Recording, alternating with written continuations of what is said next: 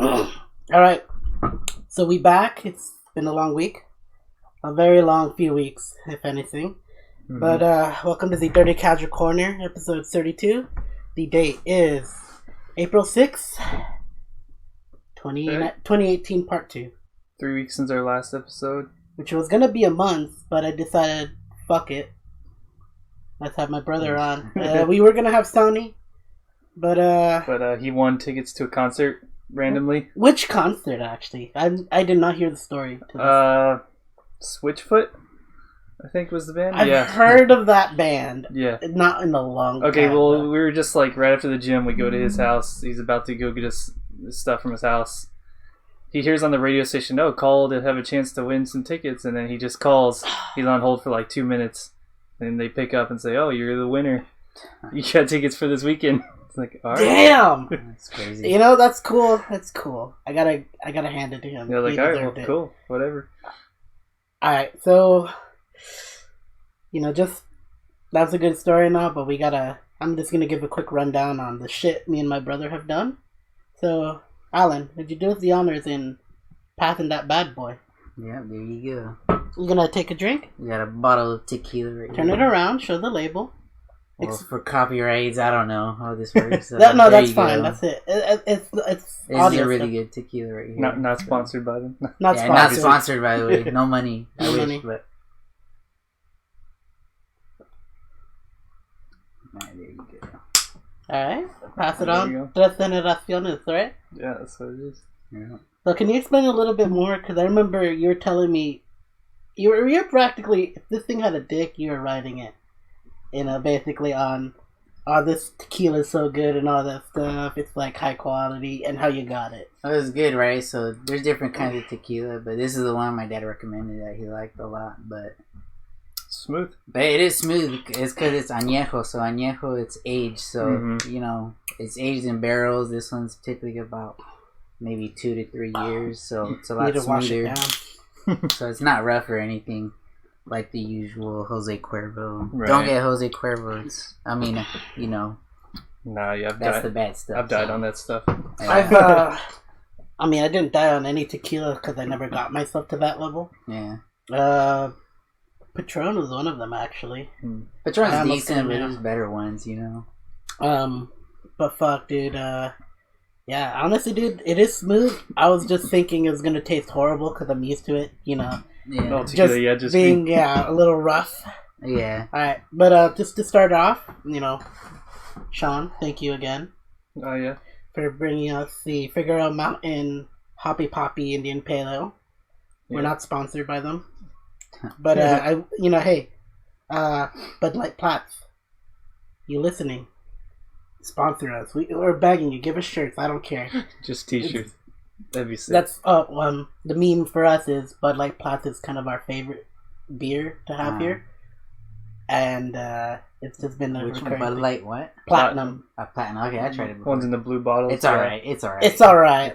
This guy is more of a fan. That guy right there, not this guy. That guy right there is a fan of the Corona. All right, but quick rundown. So, me and my brother did a bunch of other shit, besides the podcast. We're going to go through it in outside things? Outside things, and that I thought was notable. Usually, it's just work for me, gym a little bit, nothing special. So, this time I thought it'd be notable to mention I went to Sequoia National Park with my baby brother here, which you gotta... What's your name again? Who are you? Alan, by the way. Alan. Yeah. There you go. So can you actually, let's start. We'll start it off after. So, how was Sequoia National Park with me? All right, so Sequoia, I planned it last minute with a couple of friends, his friends that we invited, but obviously with work and all this stuff, it just ended up being my brother and I. It was about a 5-hour trip maybe up there, and we got this cabin, right? Or at least I got this cabin. Lodge, yeah. Yeah, lodge, whatever. When we got there, it was snowing. And we didn't know it was gonna snow or anything, so I'm just right there in shorts, him a t-shirt maybe. Jeans. I always rep jeans almost everywhere I go. If I can, I will. Yeah, so it was crazy. I knew up north it was gonna be cooler. It was my first time up north. Never been to Northern California or anything. But yeah, it started getting cooler. Next thing you know, we just see like ice on the road. Shit. Things are frozen. Yeah. And next thing you know it, because the lodge, it wasn't just like at sea level or anything. You had to drive up this big mountain. It's dark and cloudy, so it looks like it's raining. I don't remember what the mountain was called, but I remember we came up and we just started seeing snow pile up. And yeah, we the just, higher the elevation, it was snowing. And I mean, it was just everywhere. Like, signs we were didn't covered see it. We didn't see snow. it coming at all. Like, we weren't prepared for it. So we did our best, you know. We had a good time. Breakfast the first night was horrible. I will admit. Because you see what he said? He's already fucked up. He's like, breakfast the first night. Nah, the first night. My bad. The first day. Because it makes sense to have breakfast. Okay, well, technically, you can do whatever the you morning, want. you know. So, the morning, yeah. Second breakfast. Uh-huh. Yeah, exactly. Which is gonna continue. You know, we're gonna mention that soon. Second breakfast was what Pippin said in Lord of the Rings, by the way. Yeah, dude. And well, fuck, I fucked up a little bit on breakfast only because I didn't have aluminum, and I assumed we had a lid. Uh-huh. And well, it just we had some runny egg, and I over buttered the potatoes and the bacon. Just added more fat on there, but I will say it tasted delicious. Did you mention it started snowing too while we were cooking outside? For breakfast, it just like we just found this nice snowy area that we just decided to cook out on, overlooking a lake. And the next thing we know, while we're cooking midway, I'm dicing potatoes, cutting bacon, and I just see white fall.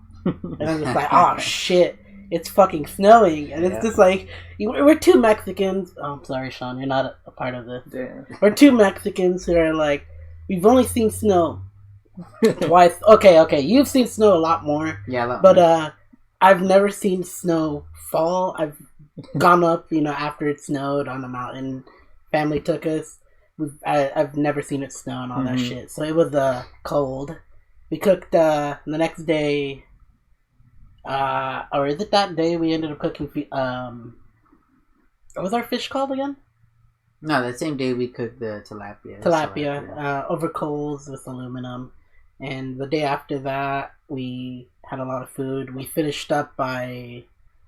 you finished this one, Master Chef Vega. Okay, so the day after we cooked the tilapia, we had the shrimp. Again, I hear ya. We had some steaks. Oh, yeah. Steaks. We had two different kinds of shrimp. One was smaller. One was about... What? Shrimp? Or are you talking about lobster? Lobster tail. That's what we had. That's what I meant to say, but we had... Big shrimp. 2 4-ounce, maybe 6-ounce lobster tails. And then the biggest one was 12. The 12 we were going to save for last. So basically what we did, we melted some butter, we threw Cajun seasoning because you have to. It's lobster tail. Salt and pepper. There was butter? yeah, you butter. Mentioned butter, yeah. There's green onion, so there was a lot of stuff in there, a little bit of lime. And we just started grilling.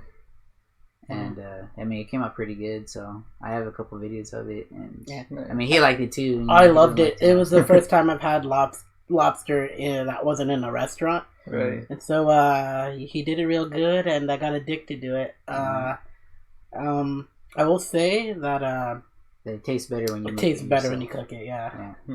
It's a lot of work you put in. Now when we came back, I'd say like a week or two almost, right? We went to... Oh, yeah, by the way, Alan, thank you for your service. Mm-hmm. All right, he's in the Army. Great guy. Little shit. We went to the USS Iowa as a family. My mom, my brother, and my nephew, Jacob. And why don't you tell us a little bit about that? Yeah, so Edwin originally planned to go to Catalina Island Saturday, but he totally fucked up. He didn't get no tickets or anything. Hey, that was on you. So, it was my fault. So I thought you could just get a ticket and then... You just go. Yeah. You just go, send it, let's go to Catalina Island, come back the same day or whatever. But the lady literally told us... Yeah, the lady literally told us, we could get you there, we just can't get you back. And the thing about Catalina Island is that the hotels are booked out weeks in advance because it's so small. Right.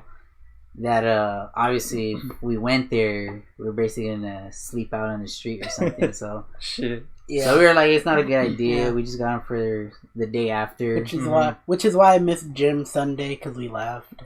Excuses. But the next day, well, actually the same day, the USS Iowa is actually right next to the terminal to go to Catalina Island.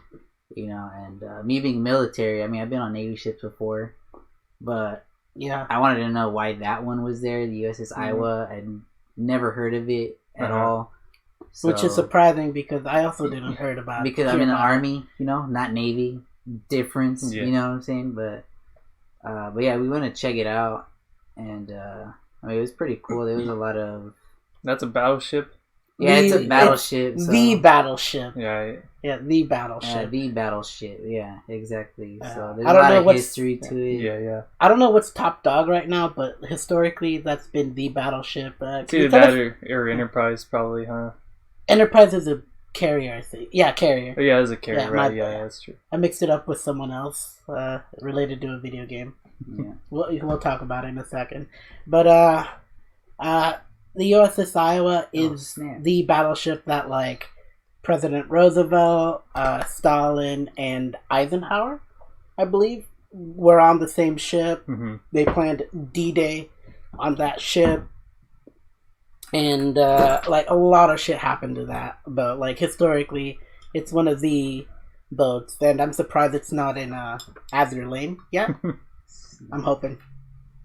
Kantai. So, in Kantai. Actually, no, Kantai. It's in Kantai. When he showed me the Kantai image, I'm just like, we gotta top this. You know, we gotta have One day. Azure Lane top it. You know, it's good, Yeah. but we gotta have better. Nice. But we enjoyed the Iowa. We took a lot of pictures. If you send some to me my way, which I think you did, I just didn't download them for right now. I could have showed it off a little bit, but it was great. The next thing, the day after, right? Catalina Island. The day after we went to Catalina Island, we had to be there maybe at 9:30, so it was an early morning. It was an early drive. I mean, I'm used to it anyway, but you know, him and my son, they're not used to it. Or I'm used to waking up early. It's just I was awake with you so the entire time. I was awake with you the entire time. My nephew was the one who knocked out. Mind you, oh man, he was angry. Like when we got to we literally made a stop at McDonald's for breakfast because we were in a rush. He was just so angry until like we sat down at this table with like these like touch sensitive LED. You know, you just touch them, but they change color to make patterns. I tried to make a penis. I tried. You know, as you do when you have available technology to just mess around with, you know, you will do your best to just do that. But you know, we left. We got to Catalina Island and don't believe the 4G reception. Just don't. It's like when I brought up Sequoia. I don't know if I brought it up at last podcast. I'm a bit hazy on the details. No, you hadn't been there. Okay, so Yeah. okay. Yeah. So Sequoia, the only internet reception I had was at the lodge, and that was like dial-up speeds, man. Like I was doing my Azure Lane dailies, commissions, and all that other shit, and the event on shitty dial-up 2G, 1G, and I managed surprisingly well.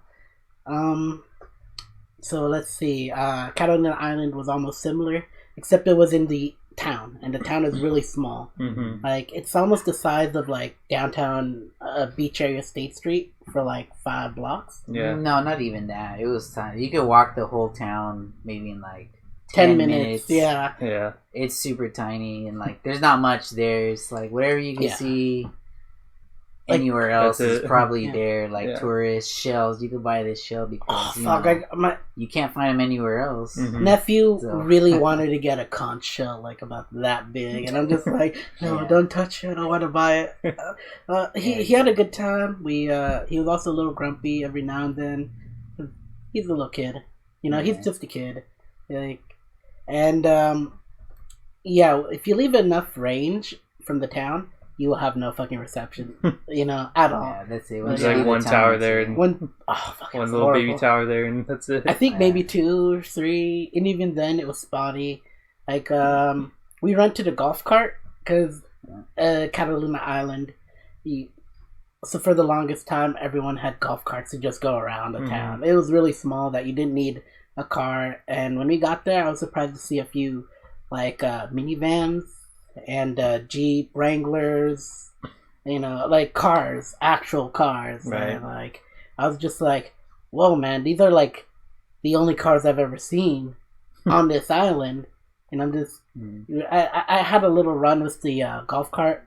I learned real hard. You gotta turn the steering wheel just the same as a regular car. And I will do better next time. I promise you, my baby brother. I don't drive. I've gotten around on my own two legs.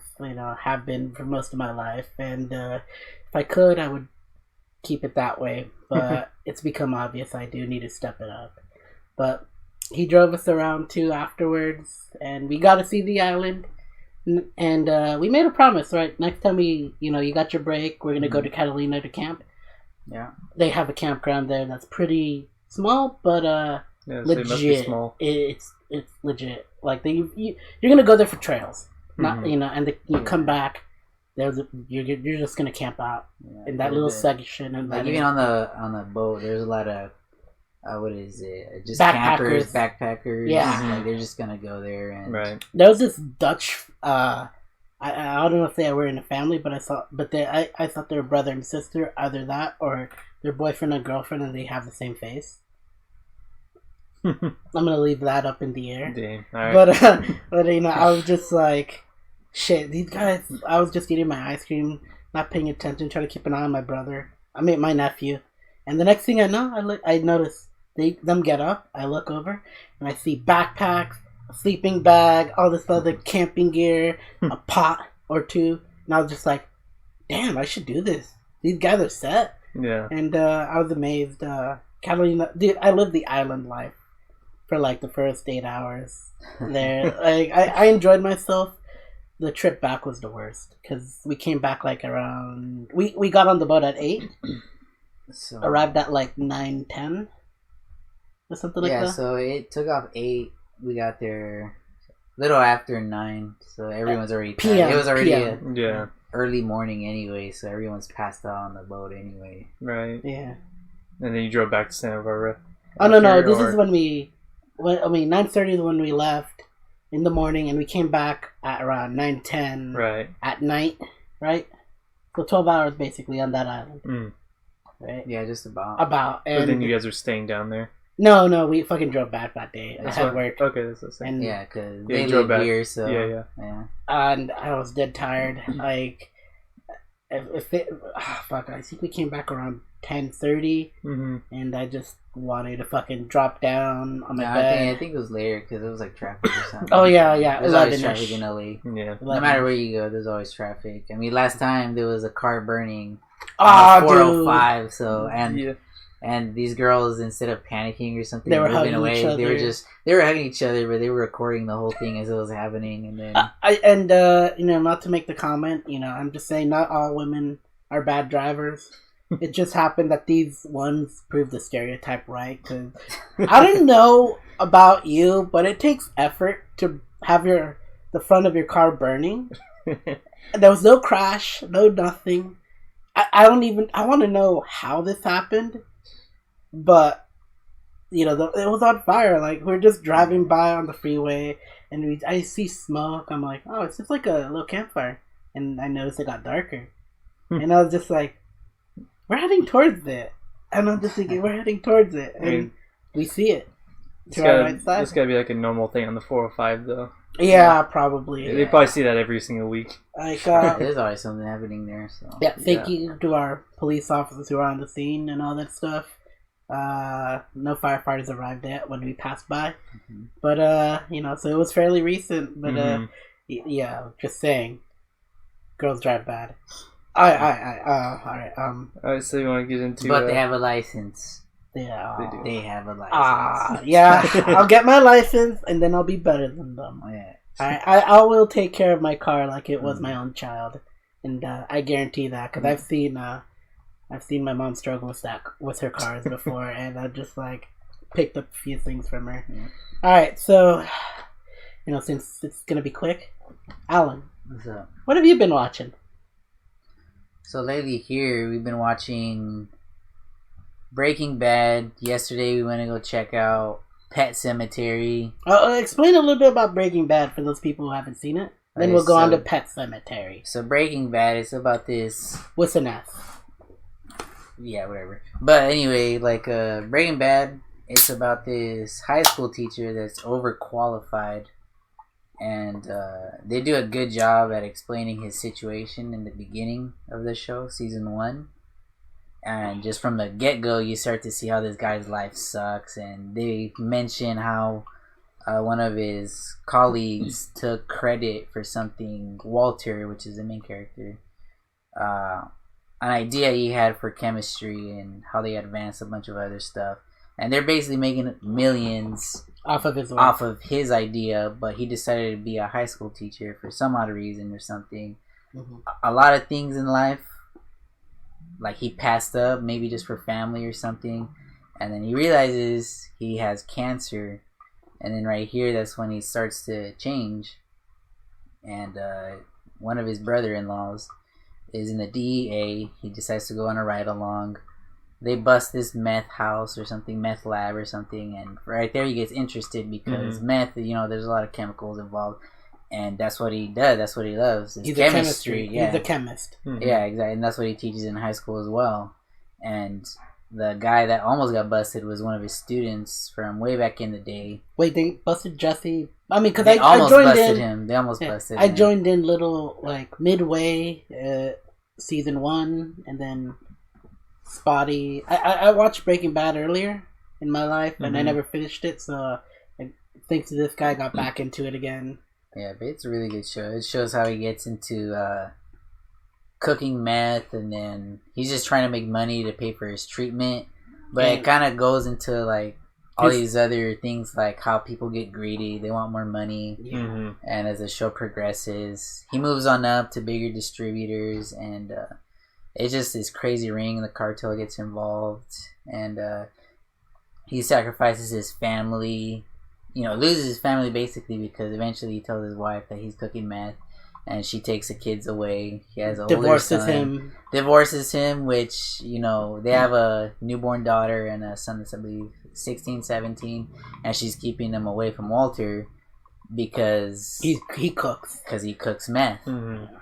And the kids don't know that, so the kids show a lot of hatred to the mother. And I mean, it's a great show, and I mean, I'm not gonna spoil it for anyone that hasn't watched it. So I mean, I know what happens at the end, and it did not change anything for me. I still wanted this journey to continue. So I'm sure a lot of people know by this point, but it's hey, if I mean, it ended 2013 or something. Right. So. I believe sternly, if 6 months after it came out, and you still don't know what happened, it's your fault.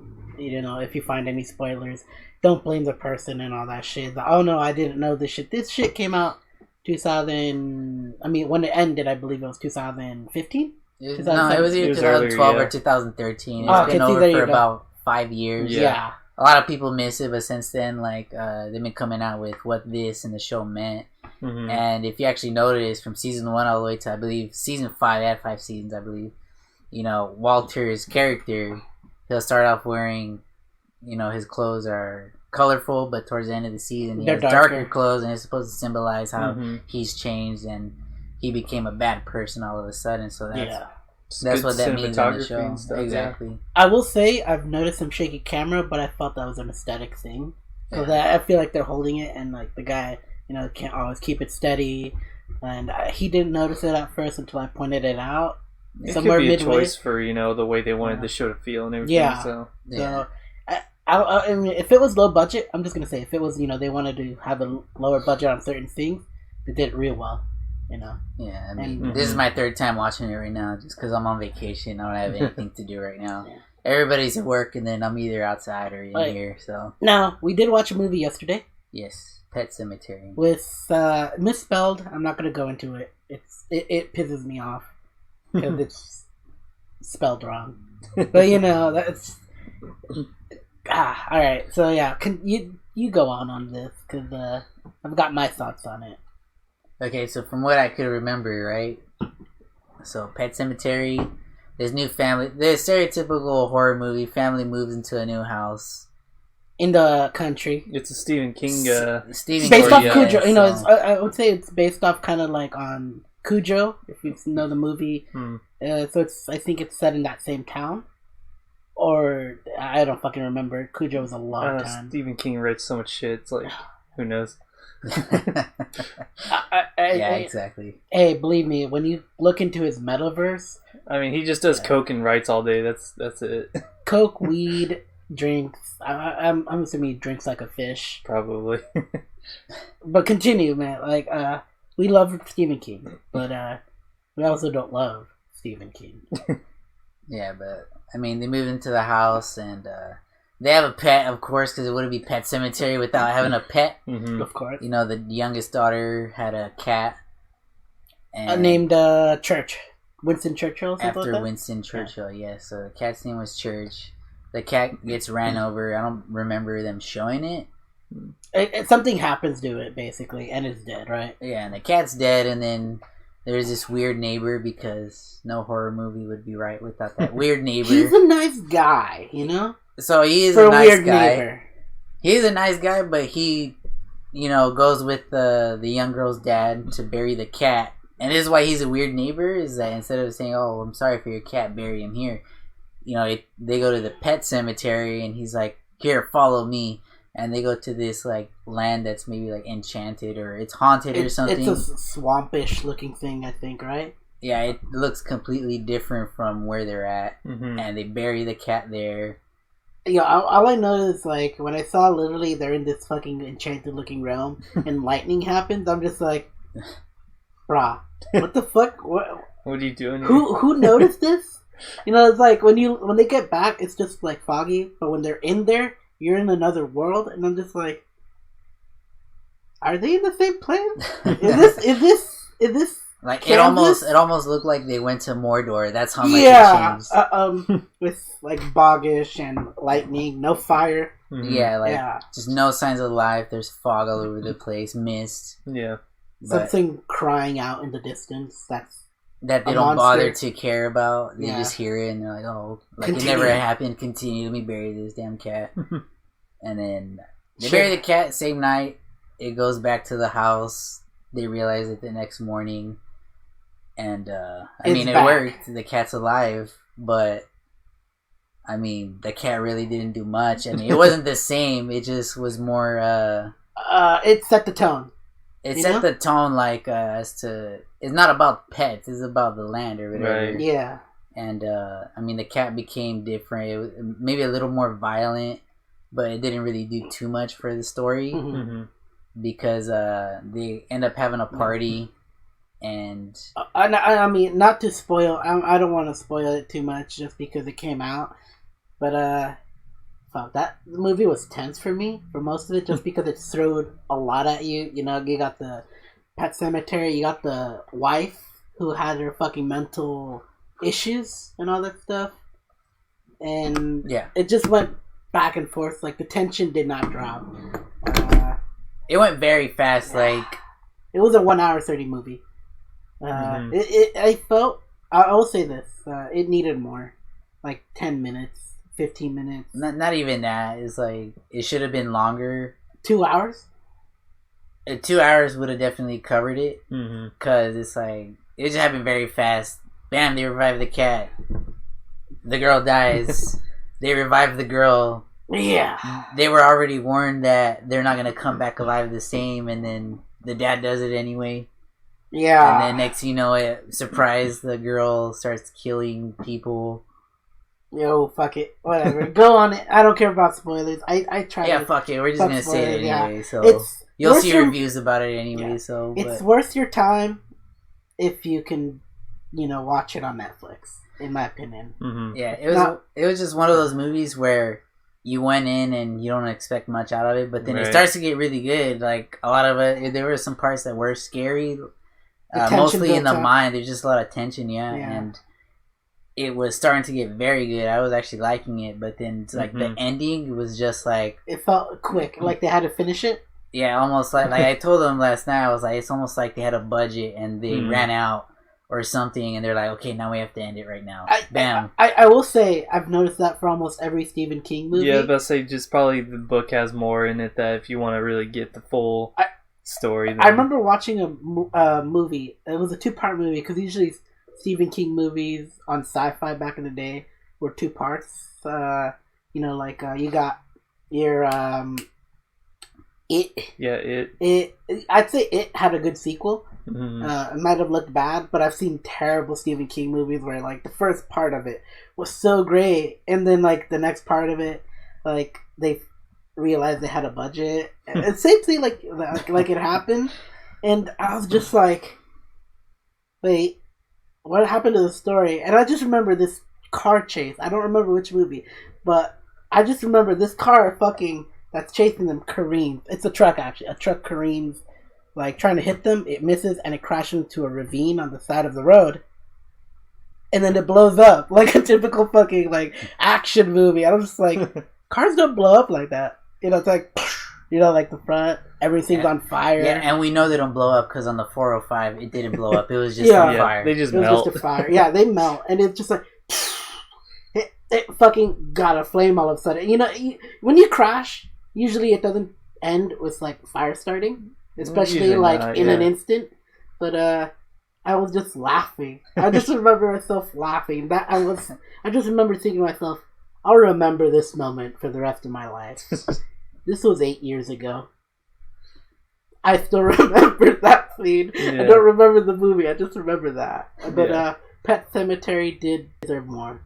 Just so they could bank on the tension that they built up. Uh-huh. I would give it let's give it a rating. I'd give it a 7. It was a really good thing going. I kind of felt let down at the end. But it wasn't the worst ending I've seen in a Stephen King movie. Mm-hmm. In my opinion. What about you? I mean, I'd give it like a 6. Yeah, he's the horror aficionado. No, I'll give it a 5. I mean, the only reason why I'll give it a 5 was just because it was doing really well, and then bam, they have to end it. And... All right, before the ending thing, what would you give all that before that? Okay, so at the part where I was like, okay, this is a good movie, I would have given it an 8. Ooh. Okay, and I would have given it like... Reason being was because you don't see half of this stuff coming. I haven't read the book or anything, but... I thought this was its own thing. Yeah, I don't even know, but I was watching it, and I was like, okay, this is actually getting really good.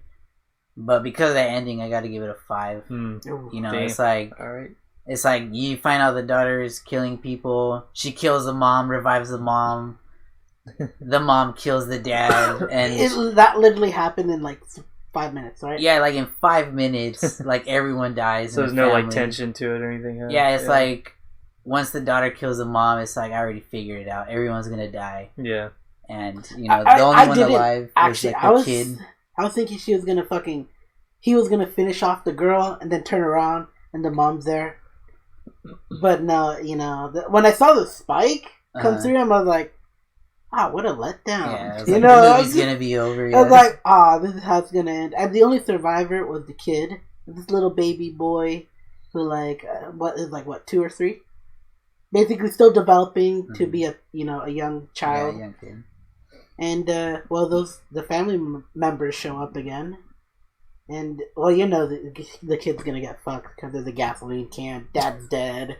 The cat shows up. Literally, the cat hops on the hood to emphasize the point. Yeah, this is gonna happen. And they don't show it. Damn. Now, if they killed the kid, 7. 0.9. There you go. No. I only say that because I've been spoiled by Netflix where they can kill children, like left and right. Castlevania, thank you. Hereditary. I enjoyed the movie up until that point. It was a good. Well, I mean, this movie was rated R, right? Which is pretty rare for horror films nowadays. They're always usually PG-13 because they want to get everyone in. Yeah, exactly. Teens. Let's face it; they should make the R rating 14 and up. Like the only people the only people who watch horror movies, they're gonna watch it anyways. Right. You want your money, lower the rating to be R. Make PG-13 R and make R, more of the Netflix kind of thing, you know? Uh-huh. You know, where you get literally, or I'd say the HBO kind of thing, where you get literally titties, ass, and fucking among people dying and all that shit. Gore and soft porn. Yeah, basically. I mean, that's basically it. And what else have you been watching? I know there's this something you were watching just moments ago before you played a certain game. Yeah, so UFC, right? Ultimate Fighting Champion, season 18. I mean, it's old, but again, they have it on Hulu. No, this was maybe 2013 around there. It was when they were starting to introduce women to the UFC, so that's why. That's because I follow my favorite UFC fighter is John Jones, female. I'd have to say it's. All I know is Ronda Rousey. No. Only because of Fast and the Furious. She made an appearance. It wasn't that great. So somebody that doesn't watch UFC would say that. I don't watch UFC. When I was watching the show, I'm just thinking, God, Ronda's a bitch. You know, but like I only heard about Ronda Rousey from the grapevine. Then I watched her in Fast 6. She was not that great of an actress. And then I watch a little bit of the UFC every now and then. Yeah, same. And I'm just thinking she's a bitch. But yeah, please. You're watching that show, and I get why you like UFC. Yeah. Go on. Tell us a little bit more about it. Yeah, so basically there's 8, I believe it's 8, people that get accepted into the academy. So that they get trained, develop more MMA skills, and they're going to fight for a chance to fight in the UFC, get a contract, and I believe they're giving away like a motorcycle as well. They have teams split up, and I mean, there's a lot of history to it as well. You know, there's a lot of fighters. They already have a background fighting in MMA, and even females. That's why, like season 18, they're introducing more females. There's female fighters that have been in the game for over 10 years, and they try to get into the UFC. A lot of the other female and even male participants in that season, like they look up to some of them because they've been around for a very long time. They have a good record, and that's what they're trying to get into. And it goes through all the training techniques, the matchups, continues to it repeats back again, right? Recovery training. Yeah, but the thing is, if you lose the match, whoever loses the match, that's it. They're not going to the semifinals or the finals. Like, that's it. They're done, but they're still there in the shows just to train. I mean, I'd equate it to one of those reality TV shows where like The Island, you know, kind of deal. Like, you know, all right, one of you's gonna go home, and, you know, or like Hell's Kitchen, you know, kind of shit. Right. I'd equate it to that, but it's UFC. It's fighting. Yeah, it's fighting, and I respect that because that feels a lot more real than like a lot of the fucking reality like Survivor TV shows. Survivor. There we go, Survivor. My bad. I was thinking The Island. Or they're on an island, but it's called. But I was like, is that the right name? No, it's Survivor. That probably was one, but yeah. And I definitely respect that you watch UFC. I get why you watch. You drop football. You drop fucking. I mean, I don't remember you. I never watched soccer. football. You had a team. You had a team, I remember. I never had a football team. So the thing about me, I don't watch TV. I don't even listen to the radio. And, I mean, honestly, me watching football, soccer, all that stuff on TV, it gets very boring. But UFC, I can watch it all day just because it's unpredictable. Because all those other sports, baseball, soccer, football, it's just repetitive. You know, once they lose the ball, the other team has it. It's predictable, and then people get into arguments all day long that'll never end as to why this team's better than this one, or this player is the only reason why the team does well or something. But UFC, there's no team. It's just the fighter and fighter. Right. And Mayweather is big on saying this. He's a boxer. And he'll say, the fans can't fight for you. And I was like, that's true. Right. They're not gonna fight anything. You know, at the end of the day, in that ring, is those two fighters right there. Only one's going to come out on top. And maybe the ref, you know, making the points. But one of them's going to come out on top, basically. Right? Yeah, one's going to come out on top. And, I mean, introduces. So, there's different fighting styles like karate, Muay Thai, Jiu-Jitsu, even boxing. You know, it's in there. It's MMA, mixed martial arts, and just because this fighter is skilled in, let's say, Muay Thai, the person they're going up against is professional in jiu-jitsu. Mm-hmm. So just right there in the ring, the way the jiu-jitsu person's going to win is to take the guy that's skillful in Muay Thai down into the ground, because in Muay Thai they're always standing up, they're kicking a lot. Yeah. So as soon as that person goes down on the ground, then that's it, they're at a disadvantage right there. But I will say it's not real Muay Thai, only because they're not killing each other. they obviously they You can't. It's a can't. sport, so I've seen a little bit of illegal. I mean, well, it's not illegal. It's legal in, I believe, Thailand, right? That's where Muay Thai comes from. Wherever Muay Thai comes from, you got those matches going on, and people will literally drop dead because they get pincered attacked by this fucking guy. Like the knee and the arm, elbow drops down on them. Their heart stops right there. They drop down. And I remember this story from one of my friends at college telling me, you know, my dad took me to this Muay Thai match, and I just saw the guy drop. Then years later, I realized, oh yeah, I saw someone die. And you know, I watched a few. I mean, I'm not fazed by people dying and all this stuff. It's just you come across shit on the internet, you know, YouTube. You'll find Taliban beheadings and all that shit, you know, etc. Every now and then, it's just I don't look for them. Just sometimes it's what's trending before it gets taken down. And then I just remember looking at fighting at some point, came across it, a few Muay Thai fights. Yeah. So yeah, it's not real Muay Thai, but UFC is. Let's face it, I'd rather have these people walk out alive, right, to continue another day, not have them die. Yeah, I think the last time I watched Muay Thai was like 2002 or something like that. Oh, my family used to have like VHSs of it and stuff, like old stuff. Yeah, Jesus. old UFC stuff. All right, now for funny. you kids who don't know what a VHS is. Now, I mentioned this last time. All right, basically, it's a little tape with a magnet. It's magnetic tape. Yeah. That has film on it. You know, your picture. Old technology, but and yeah, we had some technical difficulties. What the fuck is that? Invalid path to connection to URL. Okay. No, it's for the stream. It's whatever. If the stream doesn't go, it's whatever. Oh yeah, fuck it. We're doing it offline then. All right. You got the recording. Yeah. So. You know, we're talking about VHSs. I'm gonna skip all that. We're gonna get into Lord of the Rings.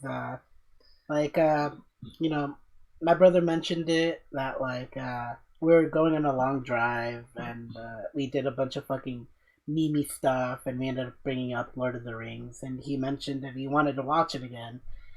And this guy right here had it on the hard drive, on my hard drive. I was like, oh yeah, I have it on the hard drive because of this guy, because of Sean. And I'm just like, yeah, we can watch it when we get back. And we ended up watching part one night. And when I messaged you, we're gonna try to watch all the Lord of the Rings movie in one night. We gave up after the. Oh, you messaged me at like 10 o'clock, didn't you? I was like, dude, you're gonna be up till like 8 a.m. Yeah, I did not believe it. And the extended edition of the Lord of the Rings. Yeah. So each movie's like 3 hours. It's 2 hours every part. Because of the extended edition stuff. 1 hour and 40? Like 140 pretty much per part, 6 parts in total, so yeah. Yeah, and my god, we finished the first part, Fellowship, part 1, and we just went off for a night. And we finished it recently. We made it up until the second movie, part 1, and we still have yet to continue it. We might do that tomorrow, maybe, because we ain't got shit to do. Unless you got something. No, I have everything planned. Alright, so tell us a little bit about Lord of the Rings, because this is my watching, but you got the memes. You fucking. I mean, Lord of the Rings is cool. It's cool. It's cool. Yeah, I mean, I love the movie. We watched and honestly, I never watched the extended edition or anything like that. So it was our first time watching the extended edition, and. Me being a Lord of the Rings fan, I've read halfway through the Silmarillion, and by read, audiobook, and that's 12 hours long. Yeah. So 6 hours of my life at work was spent listening to the fucking old poems and stories of Tolkien and shit. And I remember like, okay, I know all this context.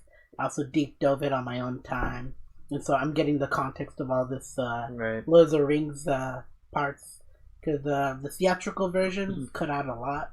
Well, yeah, of course they had to for sure, but And like fucking like what was something? I mean, it was your first time seeing it, but what was something that was new in part one and movie 1 and 2? So there's just a lot of things that were Cut out. like obviously I grew up watching these movies. I watch them over and over again. So. My mom loved this movie, these movie series. Yeah, you know, so just I like, mean, just any so- added scenes, so I could already pick it up. Like, okay, yeah, it wasn't in originally. Yeah. But then some of it just felt like chopped up. Like, you know, they just all right, we took this out before, let's copy and paste it back into the to the movie. So it just didn't seem like, you know, it was Like- smoothed out or anything. It just like you're watching the video, you remember it, and then bam, there's something new, but it kind of doesn't relate to what they were talking about. It doesn't relate to it in the sense that if you've watched only Lord of the Rings or read the books of Lord of the Rings, you'd only get that context and you'd feel left out. But me, who deep dove the old stuff, they'd mention they mentioned Morgoth once, and he's basically in Tolkien storytelling and lore. He's basically the equivalent of the archangel Lucifer, who fell from grace and all that stuff. You know, same kind of biblical themes, because Tolkien was the guy who did. He wanted to make a mystical kind of story, fantasy thing, but he also knew a lot of fucking. He was really religious, and he wanted to impart people like, okay. You know, we got these religious themes in, but you know, just because you're good doesn't mean you can't go bad. All the shit about it, yada yada. So there's some context I got out of it from the extended edition, and some of it did make sense when they put it back in. Like, it would have made sense over 10 years ago if they just left it in there. Yeah. And some parts, you know, I respected that they put it back in, but at the same time, it kind of felt a little out of place because also. I did only watch the theatrical, so it's just like I understood why you would think that too. And even then, with the context, I understood. It just felt like, oh yeah, you know, this motherfucker did this millennia ago. I'm gonna bring it up right now. So, still, if you haven't watched it, watch it. It's great. We had so many memes from it. It is a gift. One does not walk through Mordor. It's that we got so much out of it, and I think we should continue that tradition.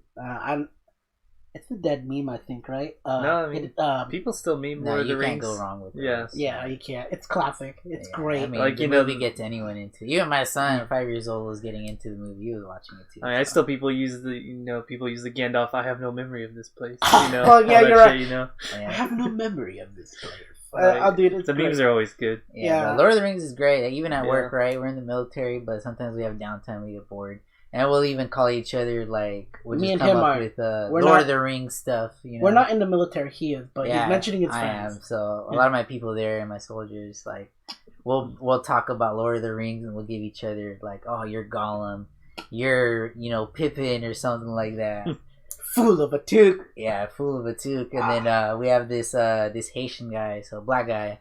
And we're like, well, there's no black people in Lord of the Rings. And one of my Chinese soldiers like, oh, he could be an orc. So he's an orc, an Orokai or something. So that's just what we do or whatever. So it just shows that a lot of people watch the movies anyway. So they're still great now. No, this is not related to any of the Lord of the Rings, except for some fuckers thought this was a big deal. Well, orcs are an oppressed race that need to be represented. Yeah, they're peaceful, right? Peaceful. And they're only bad because they're, you know, fucking like told to be bad. Alright, fuck you guys. Fuck you, the guy who wrote that fucking piece. Fucking. It's probably Vox or something. You know, I'm not gonna check, but I will say yes. I could guess. Yeah. Alright, next thing I've been watching. Let's mention a little bit of Lord of the Rings. I hate The Hobbit. That's it. I hate The Hobbit. You know, you jump from Lord of the Rings to The Hobbit, it feels kiddie. You know, kitty boxing glove. Well, I mean, kitty fucking sock and bopper gloves. I mean, the original book was literally a children's book. Yeah. So, I mean, it's kind of like, they gave Peter Jackson, they said, here, make 3 movies, and he had this, like, little bitty book to go off of. He's like, well... Could have done it in one. You could have done it in one for sure, but... They said make 3, and then you're like, well, Fuck it. Yeah. I'll make it work. Maybe 2. I feel like if it was in 2 movies, it would have been great. But a trilogy. Oh, I was so let down. Yeah. It's basically he had to add stories from other Tolkien books just to fill in, parts because the Hobbit itself doesn't have that much content to now, put in. On the subject of fantasy, Sword Art Online. Oh, we don't need to go there. Alright, this is an anime. Actually, hold on. Let me skip through. Okay, so I'm going to bring up only real life stuff. So, you didn't mention it when we went to Sequoia, but the mummy did show up. We caught a little bit of fucking part 2. Movie 2. Yeah. Mummy Returns. Brendan Fraser. Brendan Fraser. I mean, he's in 3. I just think, let's face it, I would have liked to see the original actress who played Evie come back, but she didn't. So we got this other girl. She was cute, I guess, but I mean, I grew up with Evie. She looked good. Yeah, we all grew up with her. Yeah, I grew up with her. Yeah. So that was on Sequoia. I did get to see the new special on Netflix for Gabriel Iglesias, also known as Fluffy. Oh, I thought you were going to say Await Further Instructions. That was one too. Await Further Instructions is a good indie movie that you should watch on Netflix. And it basically is, I'm not going to go into the meta thing, except for the fact that, people watch their news and they believe what they believe, etc., etc. And it's a commentary on that. But the only fucking thing I remember in that movie was the fucking tentacles coming out of the TV. And it looked like someone was operating them with wire. So it was like janky, then you could tell CGI stuff. Yeah. But up before that point, a good tension building fucking movie. But Gabriel Iglesias, I'm sorry, Wait for the Instruction is good, but Gabriel Iglesias takes priority. So ended up watching his 2019 special, and oh man, dude, he lost a little weight. He's still big, but he looks good. And he just did a lot of stand up that I felt was like great. He talked about like his son, fucking like being this kind of like adult who still acts like a teenager kind of thing. He's like, oh, I can't get a job. He's like, you don't understand. You're a kid who has my name, Iglesia, who, people will know. That, if I fucking give the word out, if you use me as a reference, you can get almost anything, and he doesn't do anything with it, kind of deal. He's like, you don't understand. People will kill for like this kind of thing to like get ahead, and you're just like, no, I can't get a job. It's all this shit, and he's like talking shit about it, but he's also brings up the fact that he did a podcast with Snoop, and his son was there, and he smoked a joint with him, and then his son was like, yo, Dad, would it be cool if like I could smoke the rest of this joint, which is about, originally it was this big or something like that, and it got a little smaller. If I could smoke this joint with Snoop after the podcast and all this shit. And he's like, oh yeah, sure. And like right when he said that, and he looked over to him, he was gone, already with Snoop. And he's like, and so I sent that video to my wife, so she could deal with that shit and it was hilarious. He talked about his bus driver, and he's my spirit animal. He's this like southern fucking dude. He's like, I don't care who you are. You treat me right, I'll treat you right. You pay me on time, you'll live. And then he'll get you there, in a bus, speeding and all that shit. He'll get you to where you gotta go. And this guy is like a fucking MAGA guy. He's like, think what you want on the president currently right now. But I think it's funny that Gabriel Iglesias is talking with like one of his friends about the wall. And the bus driver's like, hey, America, closes the door, the glass door towards his fucking little section of the bus. I'm gonna build the wall. And then like he sends him a text literally that second, and you're paying for it. And it's like, shit, he's paying for the bus and the driver. Oh shit. It's fucking hilarious. This guy is great. If you haven't watched it, watch it. It's great. Alright, now, back to the fantasy, Sword Art Online. I'm disappointed with it even further. Is it over yet? I mean, one the more season, episode. The season's over. Okay. One more episode, maybe two. Like I did not bother to check. Yeah. There was a new episode because it comes out Saturday. Right. I don't know if it happened or not.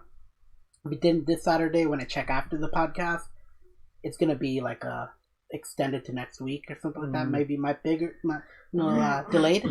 Right. I'd use the word, but all I just remember is like main character Kirito takes out like the cardinal fucking administrator girl who's controlling this fucking VR like simulated world, and he's like getting, you know, he wants to leave. He's almost to the process of getting out, and it's been 5-6 episodes, I'd say, since the last podcast that I mentioned Sword Art. So I binged it. 3 technically.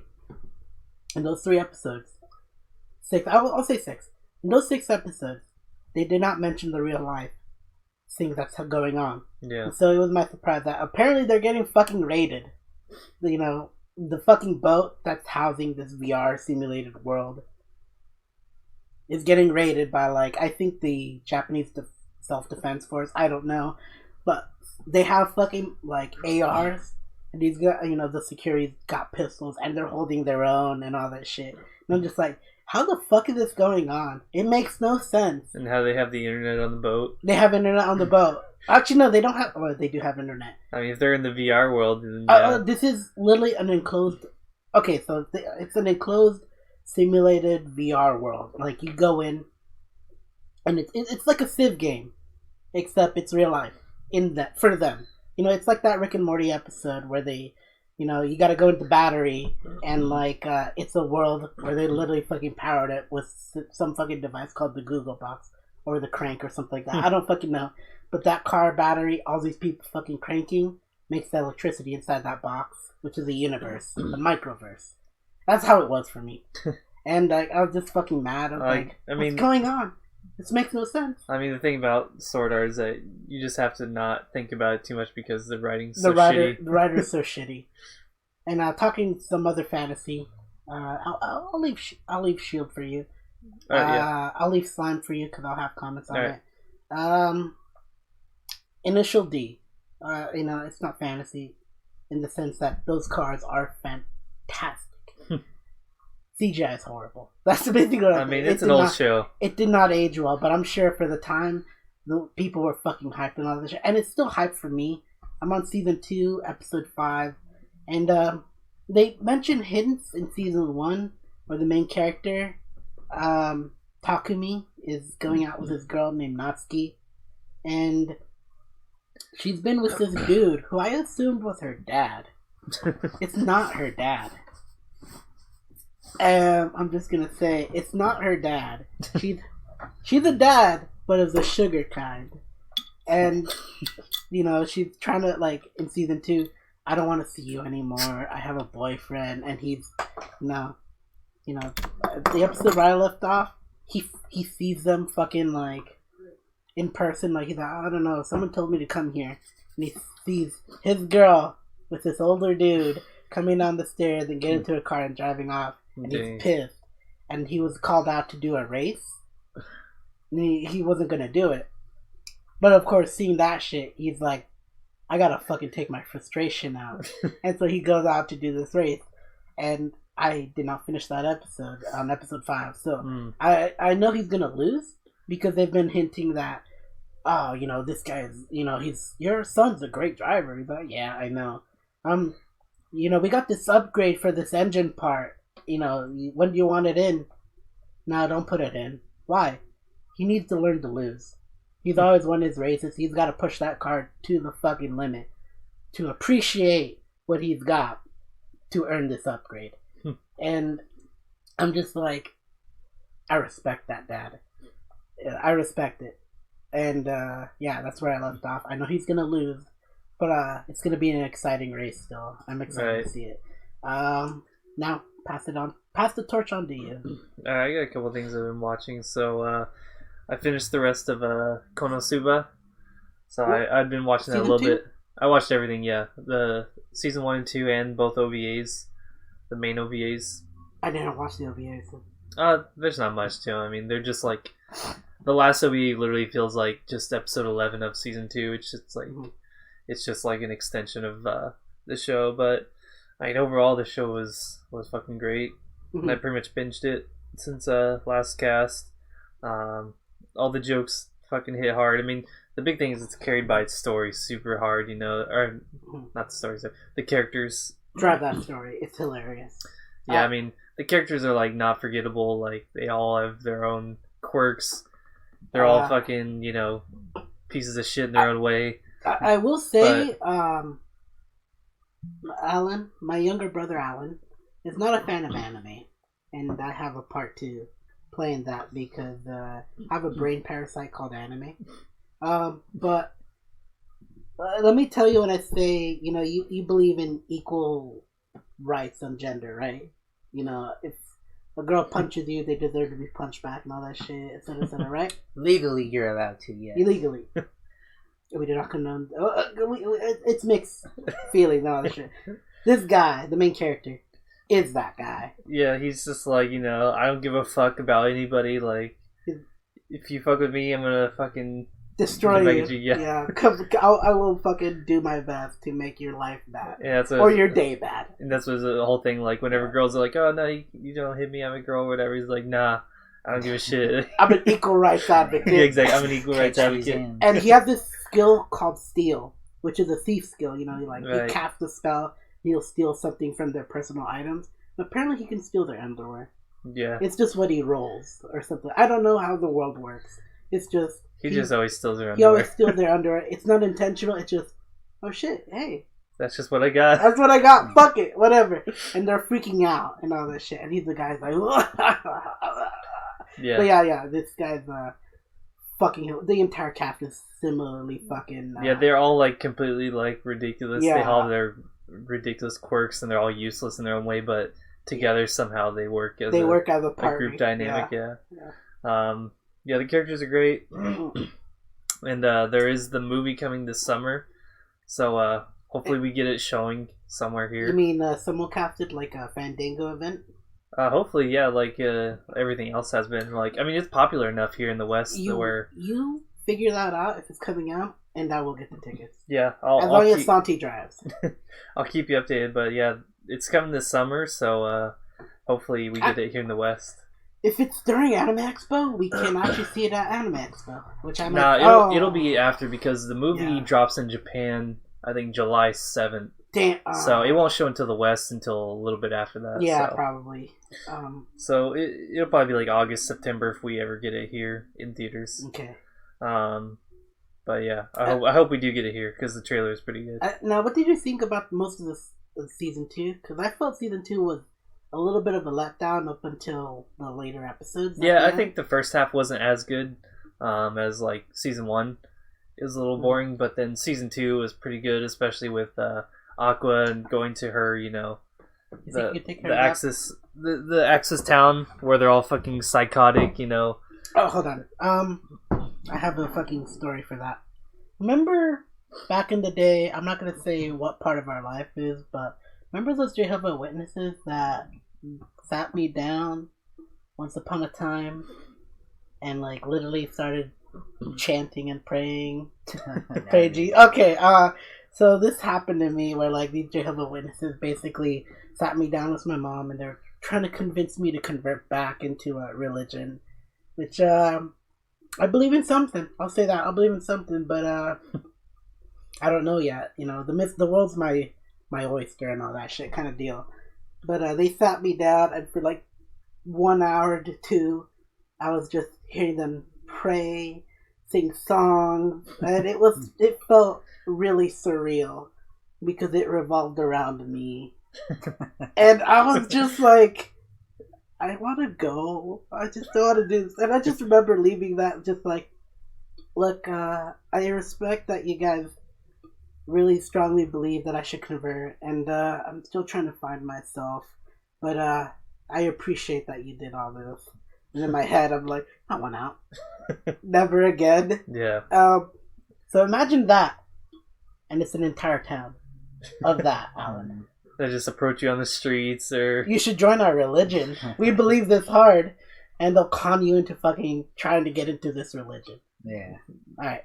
That's basically it. That's what the town of Aqua's followers are like. You know, Was it called Axis? The town of Axis? No, it wasn't called that. I don't actually remember the town's name, but the cult's name essentially, because it is basically a cult, it's called Axis. The Axis Church. Yeah, the Axis Church. And I know from the canon, anyone who joins the Axis Church, their intelligence points goes down. And yeah, that's about it. Makes sense. It makes sense. I believe it.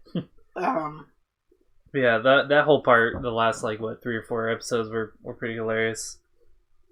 I thought that finale was great. It was pretty good. And then yeah, I hope the movie will be good too, because it looks like it's gonna be focused more on Megumin, or I think more on Megumin, and going to her hometown and everything, and seeing her family and her little sister and all this stuff, and her friend. Yeah, actually, her friend in season 2, which I felt she was the best thing in that show. She came up a few times. She's pretty good. Union. Yeah. She's pretty hilarious too. Voiced by the voice actress for Yui, Keon. Same person. I respect that now. I didn't know this. And the character's pretty much the same almost. Yeah. Just derpy, this fucking airhead. Except lonely. Yeah. Yeah. But anyways, yeah, so that I'll let you know on the movie. Please keep it updated. So I finished The Promised Neverland. Yokosoku no Neverland? Yeah. So should I watch it? I would say yeah. The whole thing was enjoyable. Like every single episode is suspenseful. Like it's just because when you mention it, you always say I might not continue a second season of it. Does that still hold? It's hard to say. I mean, I would probably jump into a second season if they do end up doing that. Mm-hmm. I don't know how it's gonna be because the main conflict that they were in where these kids are essentially being harvested, where only a few kids know that they're being raised like almost in a farm to be harvested by these like crazy alien creatures. Only a few kids know, and like that's the whole thing is they're trying to escape. That's all gone because they finally escaped it, and now like the whole tone of the show afterwards is going to change. So, but that whole first season of what they did here in this farm where they're trying to escape, they're trying to outsmart their captors. Exactly, yeah. Which they're the main person is the mother of basically it's an orphanage home is what the front is more or less, and you've got the foster home mother who used to be someone who was going to be harvested, but she was like on the genius level, and they gave her a chance to say, hey, if you want to live, you can help harvest kids in the future and all this stuff.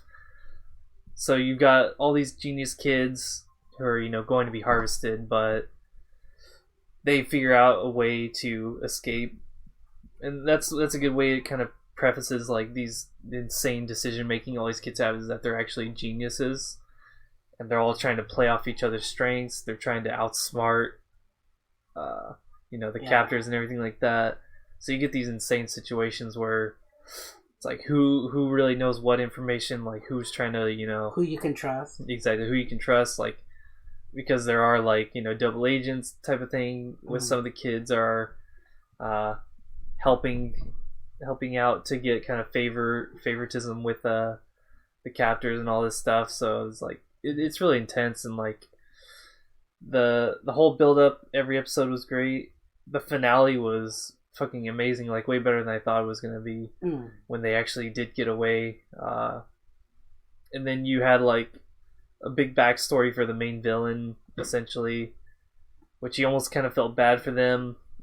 You figure out a big twist about one of the main characters who escaped and their backstory. It was really good, so yeah, I would definitely recommend it. I'll probably pick up on the second season just to see. Is this mine or yours? That's yours. Is this twist off? No. But yeah, so that was good. I know the manga is a bit different. I know like in the manga they go into more like... From what I know about the manga, it's a little bit more thematic. It is a bit, yeah, and like they go into like internal monologues for the characters a lot, which they don't do in this.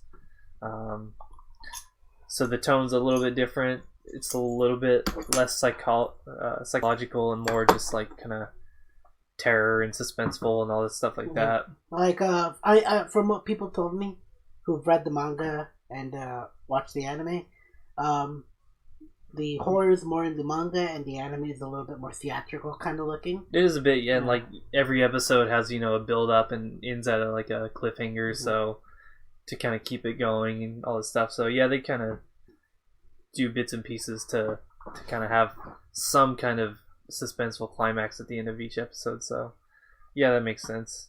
All right, now so now the time I was reincarnated as a slime. So there was only, I mean, one episode and then one OVA since which is a recap. Last time, yeah, the Veldora episode, yeah, a recap. I'm not gonna, I skipped it. Same. I'm sorry. Like I like the idea of the first OVA and not the second one, where like they introduced a new character who's like this primordial demon lord kind of character. Yeah, so they went to a flashback with Shizue and Shizue or Shizune? Shizue. Oh fuck! I wrote that wrong in my notes. Yeah, and so basically, she meets this demon, which was shown in the main story part, just briefly, and I guess he's kind of akin to the devil, so he's kind of like the lord of the demons. It seems like. Actually, I thought there was like 4 devils who were like there's 4 little demons, yeah, and he seems to be like, because he's like, oh, you're just a demon lord, you know, like my name's Black, you know, I'm basically the devil, and he just fucking kills the guy in one touch. He doesn't have a name yet, you know, he's one of those. They called him Black, is what he called himself, but he seems like the devil. He's like the lord of. I know there's Black, Red. I don't know the other 2. Yeah, like those are like the early demons without names and all that shit. But yeah, he seems to be the most powerful because Black killed Red in one touch, basically. After Red was, you know, all high and mighty, thinking he could rule this whole sector of humans and everything. That was Red? Yeah, he killed Red. Black killed Red. That was the whole thing. He literally just... I didn't know. He just killed him right there on the spot. I just thought he was some dude who like got like demon powers and like tried to rise up in the ranks. He basically was, but he was really powerful, but then Black, again, I think he's kind of like the leader, or at least the strongest of the bunch, and yeah, he just fucks off, does his own thing, kind of. Pretty much, yeah. Like they showed him in the main story, just like him like watching the events of Rimuru and everything like that, just kind of watching him from a distance. So if they do another season, which I think they actually are, then I'm sure he's gonna be a bigger character since they introduced him and everything like that. Fuck, I'm all self-conscious on my hair because it's on my face. Alright, next one. I think not too much. So, a few other things just breaking through. So, Dororo. I haven't seen it. Yeah, they've only done 2 episodes since last time because this last week they had a break. They skipped an episode for whatever reason. They finished the arc that they were in recently. It's one of the better ones so far. Just to get my brother involved in here, can you tell a little bit what Dororo is about? Yeah, so try to sell it on him. So it's basically this story in like kind of feudal Japan with some supernatural stuff, where this warring leader, this samurai leader, he takes his son and he sacrifices him to like 30 different demons, giving one part of his body to each of these demons in exchange for power, so he can basically lead his country to victory in the war. The kid is still alive, but he's like skinless, like most of his organs are just like gone, like eyes, everything like that, until he gets kind of picked up by this medicine man, and this medicine man makes prosthetic limbs for him and all this stuff, and he trains. The kid basically has supernatural powers from this event and all this stuff, and he can't like see, he can only like kind of sense like, you know, energies and all this stuff, and what he does is he goes around killing all the demons that have like his body parts essentially, and as he kills the demons he gets the body parts back from them. Yeah. So, and it's essentially kind of like Lord Voldemort. Yeah, That's what I was thinking. it's like almost like a revenge story, but like he doesn't feel revengeful because he doesn't really feel anything like that, but he just kills demons because that's what he feels like he has to do, kind of thing. Like he doesn't even really. Only recently he got his voice back and can speak and all this stuff, but he just kills demons because that's what he like feels like he has to do. Yeah. Get his body parts back, which makes sense. Right. And the way you sold this show to me, and I still have yet to watch it, but as he kills demons and gets his body parts back, he gets weaker. He basically gets weaker because he had these like crazy prosthetic limbs and everything, and he felt no pain. His senses were just like, hyper focused on killing these demons, and then he gets certain things back, like he gets his hearing back, and he gets goes crazy because of all these things he's hearing. He gets his sense of pain back and everything, and he like feels when he's actually being hurt, or he gets his regular limbs back and they can be injured. So yeah, he gets weaker as he's kind of progressing and killing all these demons and everything. So just to become human or something. Pretty much, yeah. He's like becoming more human as he goes along and get back what he had taken, basically. Right. Yeah. It's pretty awesome. And this has never been in manga form. I mean, recently it hasn't been adapted into a manga. This literally came out. It came out in the 60s, I think it was. Yeah, it's 60s? Like an old story. And it came out from the OGs of manga.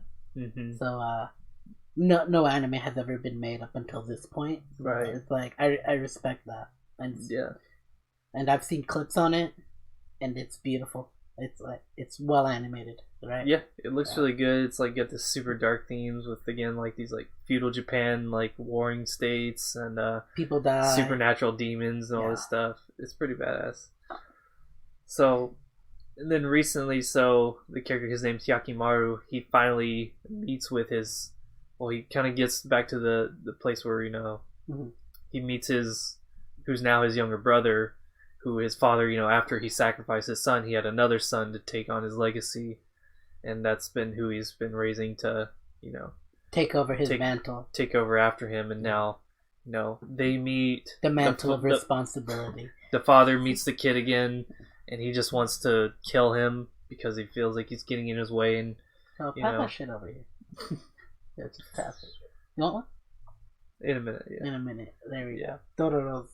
But yeah, so they kind of brought that aspect back where the father knows that this kid is actually still alive now, even though he thought he died long ago. So it's gotten pretty interesting. That he's back and killing his demons. He is, yeah, and now he's trying to kill him again. And he got away for the time being, but now that's gonna probably be a bigger, story on that work. I'm sorry, I'm in it for the long haul. Yeah. Period. So yeah, that's what's been going on with that.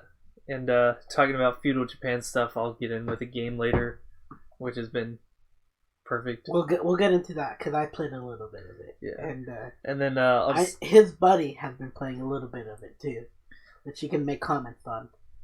Yeah, we'll get to it. So and then we got Shield Hero. So I know you've been watching some of this. It's on my notes. It's on my notes right here. I just gotta make this comment. All the other heroes suck. I mean, I feel like the writing's kind of gone downhill at this point. I'd say for the anime, for the anime, yeah, for sure. But the manga, I feel it was better, and only because it felt more thematically intense, and the part was the wave. But for some reason in the anime, it just feels like everyone's incompetent, whereas the manga, everyone thinks they're doing what they have to do, and it comes off as in like, yeah, they got their gamer brains on, because these guys got transported to another world, summoned as heroes, and they all take different aspects of it, the bow, the sword, the spear, and the shield.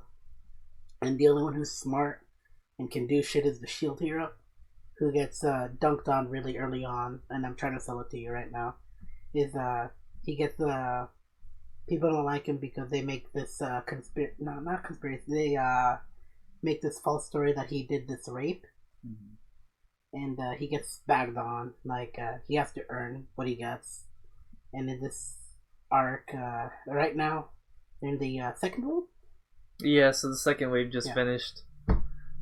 They're all incompetent except for the shield hero. Like, even the villain in that arc acknowledges him as an adversary, whereas the other ones were just like, yeah, get the fuck out of here. But yeah, that's one of the things I feel like sucks is like, it doesn't feel like there's any suspense of anything bad happening because Shield Hero is just completely invincible. Like, nothing can touch him.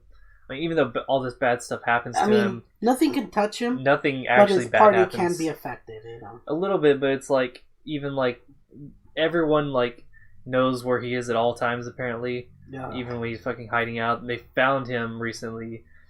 Like, all the other heroes and the army and all this stuff, and they try to take him down. And, you know, he just gets away like nothing happens in his whole party. And... Are you talking about the last episode? Yeah. Okay, so this episode, a few episodes back, they mentioned a character named Melty, who's the heiress princess, the second princess, but she's the one who's gonna take over after her mom because it's a matriarchy. So once mom dies and dad's not, you know, when she grows up, she will take over. Yeah. And her older sister doesn't like that. So this is the taken phase. Right. Yeah. But yeah, it's like, I equated it to like fucking Pokemon, where you've got the main crew, and then you've got Team Rocket who just keeps coming, trying to foil their plans, but they're completely retarded and incompetent, and they just get blown away until they find them again and do the same shit. Like that's for everyone except for Multi, I think. That's her name. The bitch older sister, basically. So she's the only one that's actually like blasting fireball spells at her sister. And it's like everyone just seems to be like completely okay with, you know, all this ridiculous stuff happening. The shield hero, shield hero, my bad. The sword hero, spear hero, and bow hero do nothing in that episode. I agree with you there.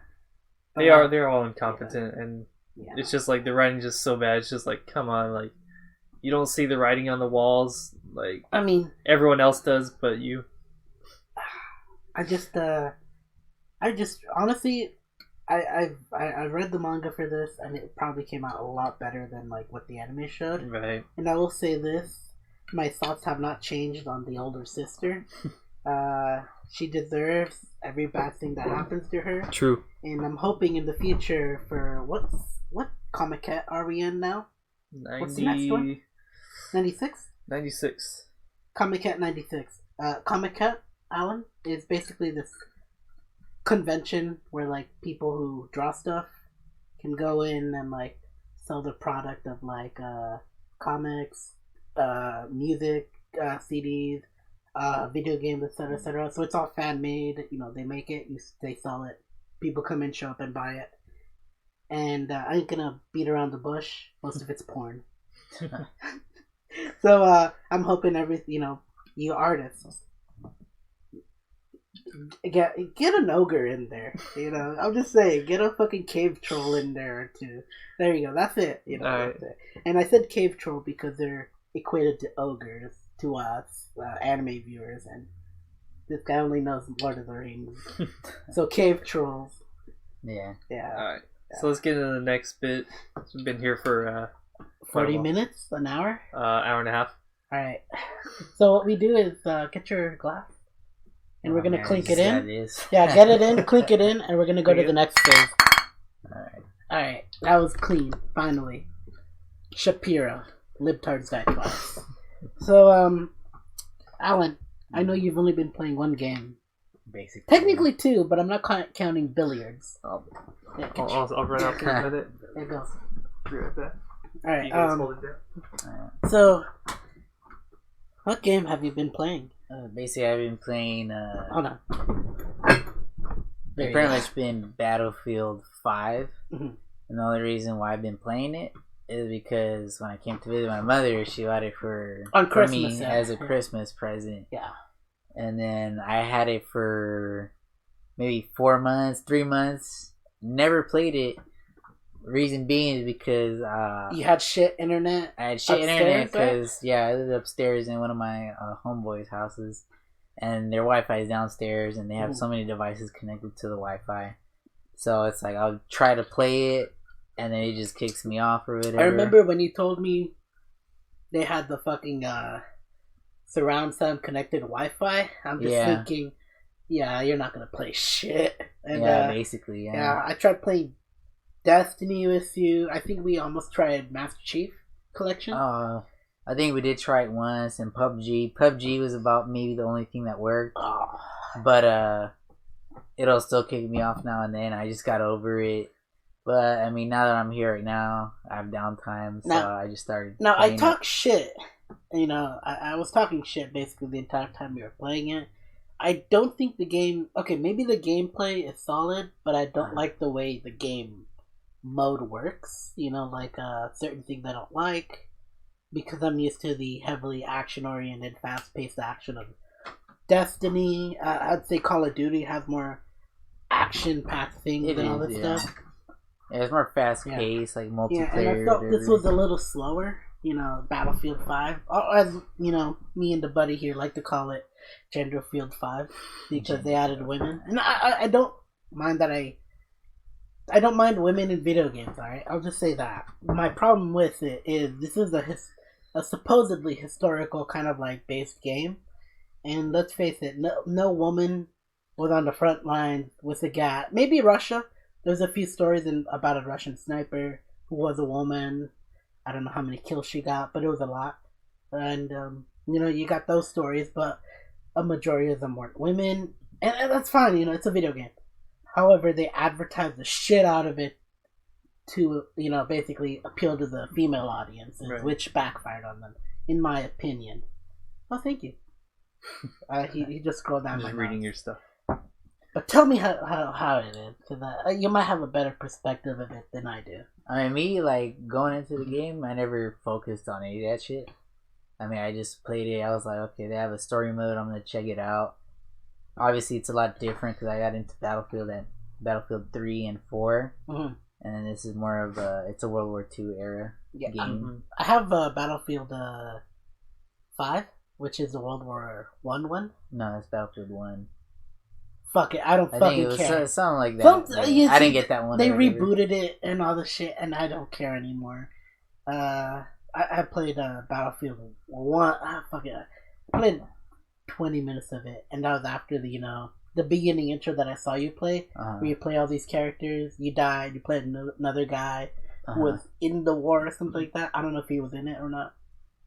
Yeah, I don't remember too much about it, but because it was basically, again, it was like my first time really playing this thing. But I mean, it was pretty good. It was pretty solid. I mean, I'm not gonna say it's the best game, but it's not Hardline. It's a lot better than Hardline was and will ever be. Yeah. But I mean, for games like that, I mostly play for the multiplayer. There's a lot of strategy that goes into it. So I respect the bullet drop mechanic. You know, I respect it. Yeah. Because let's face it. I play a game called Destiny. That shit does not drop.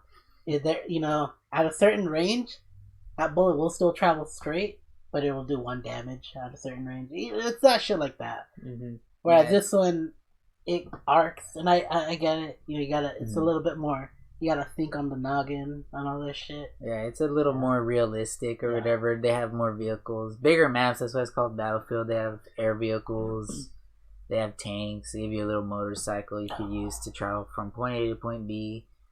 And it's like a capture the flag kind of deal. There's different game modes or whatever, so it's just something to check out. Didn't you tell me there was also a PUBG kind of like mode? So basically PUBG, they like any game that's a Battle shooter Royale, these days, it's going to have something like that now. Right.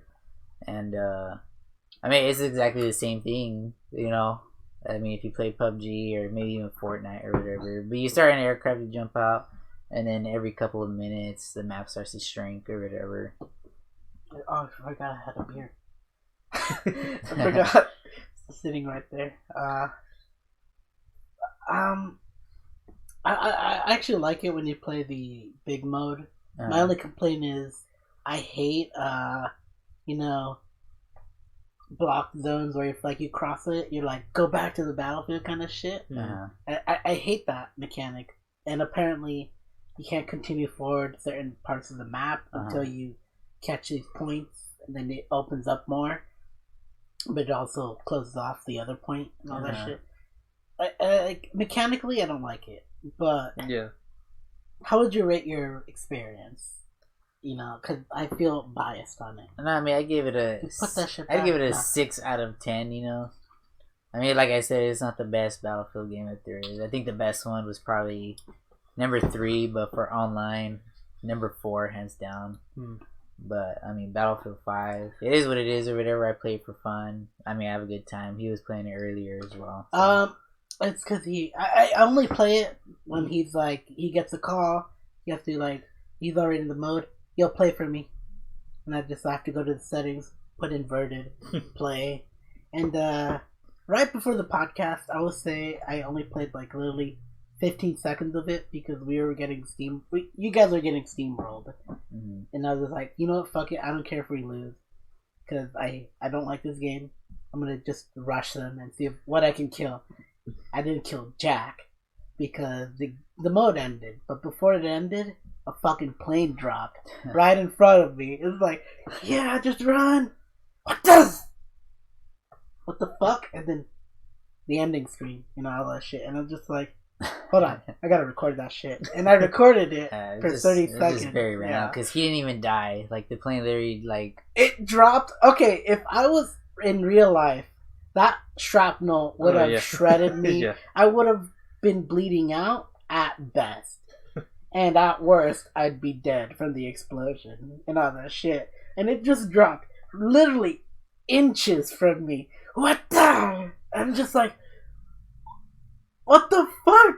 I'm just like, I was baffled. And my first instinct was like, hit the Xbox button. Go to the capture setting. Record 30 seconds. Done. And I'm just like, I gotta show my brother this. And yeah, that was my only experience. The only positive experience I had was Battlefield, besides sniping some motherfucker who killed me like 3 times in a row. I'm just like, you know what? Fuck it. I'm going sniper. Pop. Dead. How the fuck does this gun work? Like that was it. The whole time he was playing, he's just complaining about it. I'm like, well, you're still playing, right? So. I mean, yeah. I gave it up. Literally, I only played for 5 minutes. 15 minutes at most. Compared to you, who probably played it for like 2 to 3 hours. And this guy does not play video games a lot. I respect that, because sometimes you gotta go out, you gotta travel. Yeah. He takes me on a lot of adventures, and I'm at the mercy of him.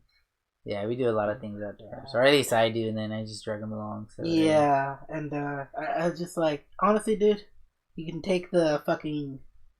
I will say, you don't know what a weeb is. Basically, it's an anime nerd. For us, it's a slang term for like shit-talking anime nerds. A weeb. Right? It's like the N-word for anime people. You know, nigga. I don't fucking care. Anyways, the only one who can insult a weeb is another weeb. Yeah, you know, it's just like anyone else who says it. It's like, whatever. Whatever, it doesn't matter. But if you wanted to stick, it's this guy and someone else. Santi. I get offended when Santi uses that word against me. I'm just like, motherfucker, you're the Naruto. And back in the day, you ever heard the word Naruto around high school back in the day? Yeah, I would hear it. There we go. I hung around those people. I hardly watched Naruto in comparison to them. I'd skip an entire season, not knowing jack shit on it, but I played the fucking GameCube game. And I'd kick their asses. I'd lose some, win a lot more. And I was the king of free-for-all Fridays. It's like, yeah, it doesn't matter who you're fighting. Oh, yeah. Cool. Hold on.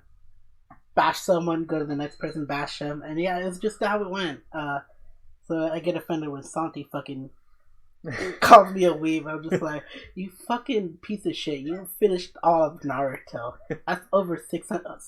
Yeah, episodes? over 600 episodes. Over 600 episodes. About, six... I don't fucking know how many seasons. I don't care. I was just like salty. And that's still just Naruto. And you got Naruto Shippuden.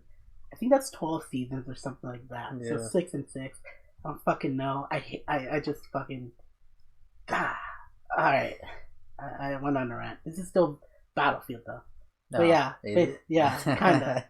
Naruto came out of Battlefield, okay. Yeah, I'm sorry. It's just a little rant. This happens. What else have you been playing? I mean, I tried playing Reach again. There's There's Wait, really was not that much. you? There is not much. That was you, right? Yeah, again, I was just bored in the house or whatever. Everyone's at work, and I just opened the Reach because I was like, okay. So I only know because I don't think you got an achievement or anything like that. But I just remember like checking on my phone. I'm just like, I'm online at work. By the way, I'm online. Okay, my brother's using the Xbox playing Battlefield. That's Halo Reach. Oh shit, he's playing Halo Reach, and I'm like excited. My mood was chipper. Had a bad day that day, and I just see that and I was like, yeah. I remember the good old days. Dude, if you check your account on Bungie.net, you can still see your fucking old Halo Reach, Halo 1, 2, 3, your fucking kills and all that shit. Yeah. How many like knife kills you get, etc., etc. You can still get that. So like, I just remembered all that. Yeah, I can see all my old Halo 2 games from Your 2005. clips, your but screenshots. I'm under a different gamer tag or whatever. What I was created If a you new still one. remember, you can look it up. Yeah. I don't even remember the old one or whatever.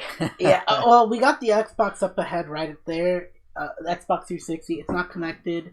It's literally in the garbage, white garbage bag with all the cables. Yeah. But it's in there. So.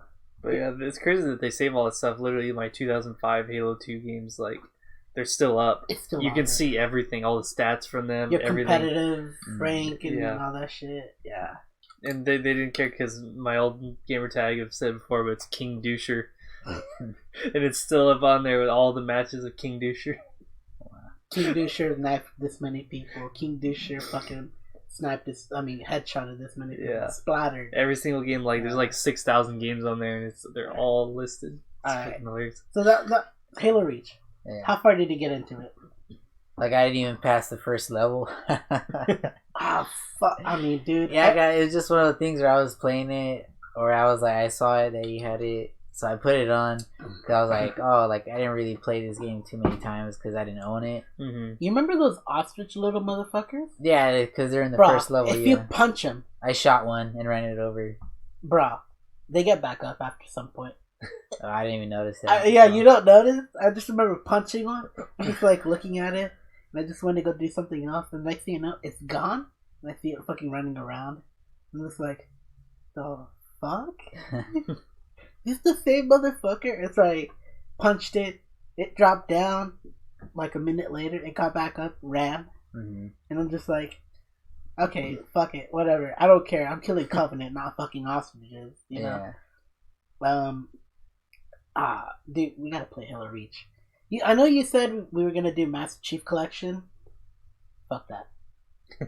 Fuck that. We were playing Halo 4, and I was complaining how we were on this fucking like what was it? Fucking elephant called? No. The fucking vehicle called the Elephant. Yeah, it was an elephant, but it was a But new it was style. a bigger one, and it was called the Mammoth or something like that. And it was a big ass fucking gun, like about fucking huge. Yeah, it has like shell. a cannon on it. You don't use it at all. You can't use it, that's why, but... It doesn't even fire on its own. It's literally there for an aesthetic purpose. Yeah. And you're trying to take out these fucking things that are like, You're fighting Covenant on the ground, but it's like... You're also fighting the fucking... If you use the cannon, if they let you even use it, you could just wipe them out in one shot. Yeah, You know? and you were also taking over Forerunner things. We're shooting those down. Or we're sabotaging them with something. That thing never fired one shot.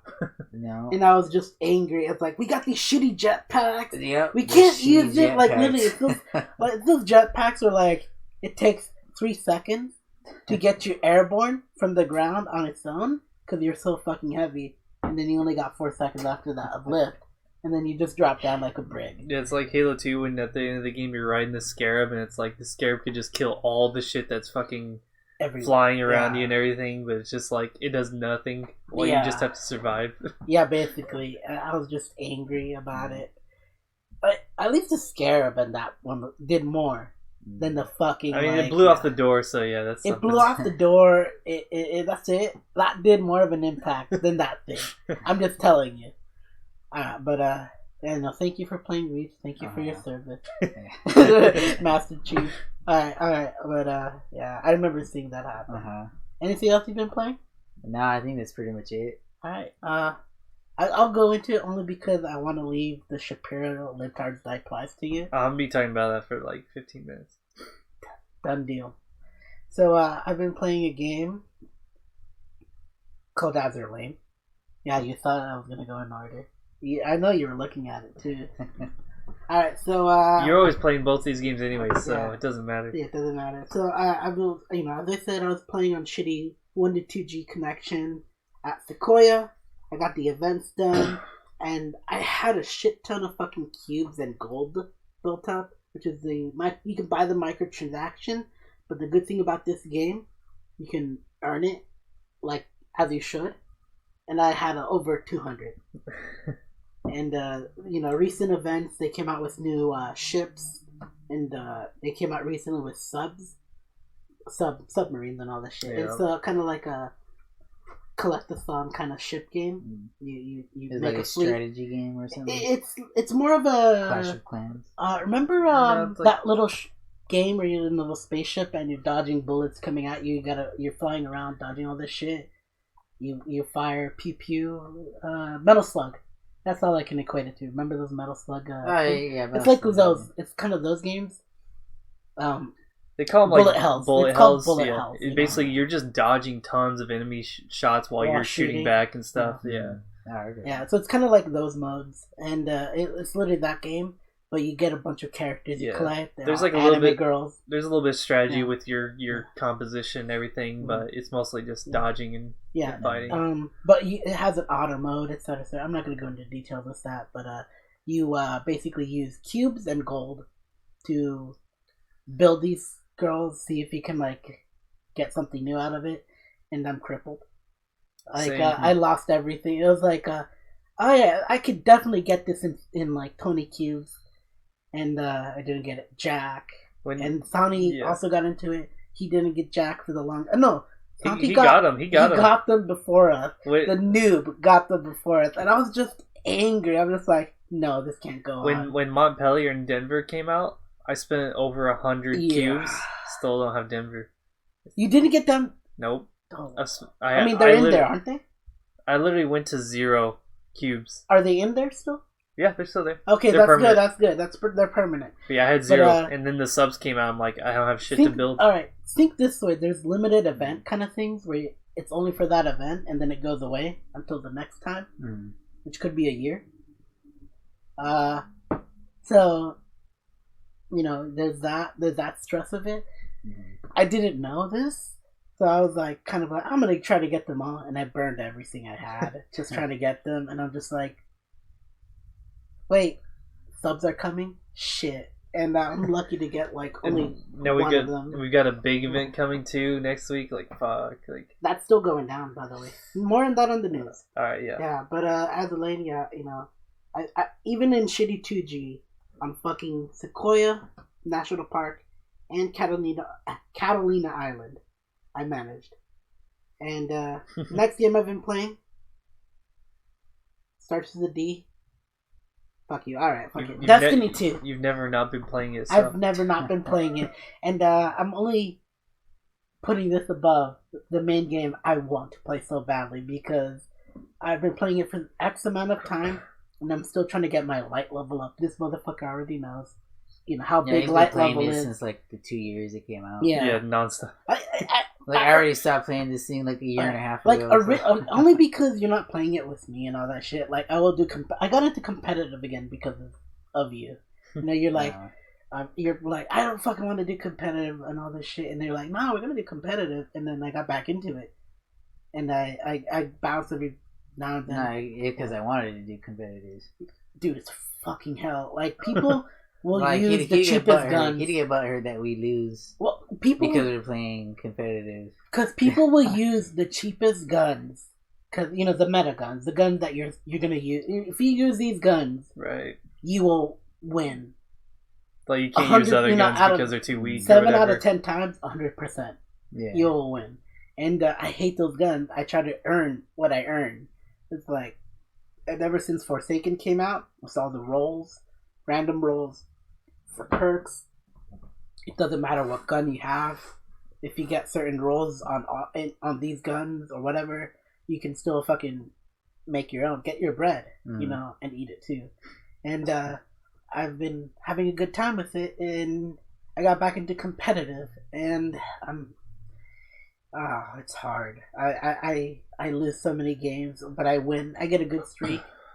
I stop.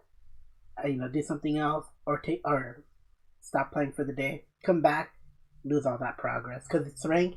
You lose, you go down in rank. And then you win some, you lose some, and it's hard. And I'm trying to fucking work to get a title and all this shit. But slow and steady wins the race and all that shit. So I've been having fun.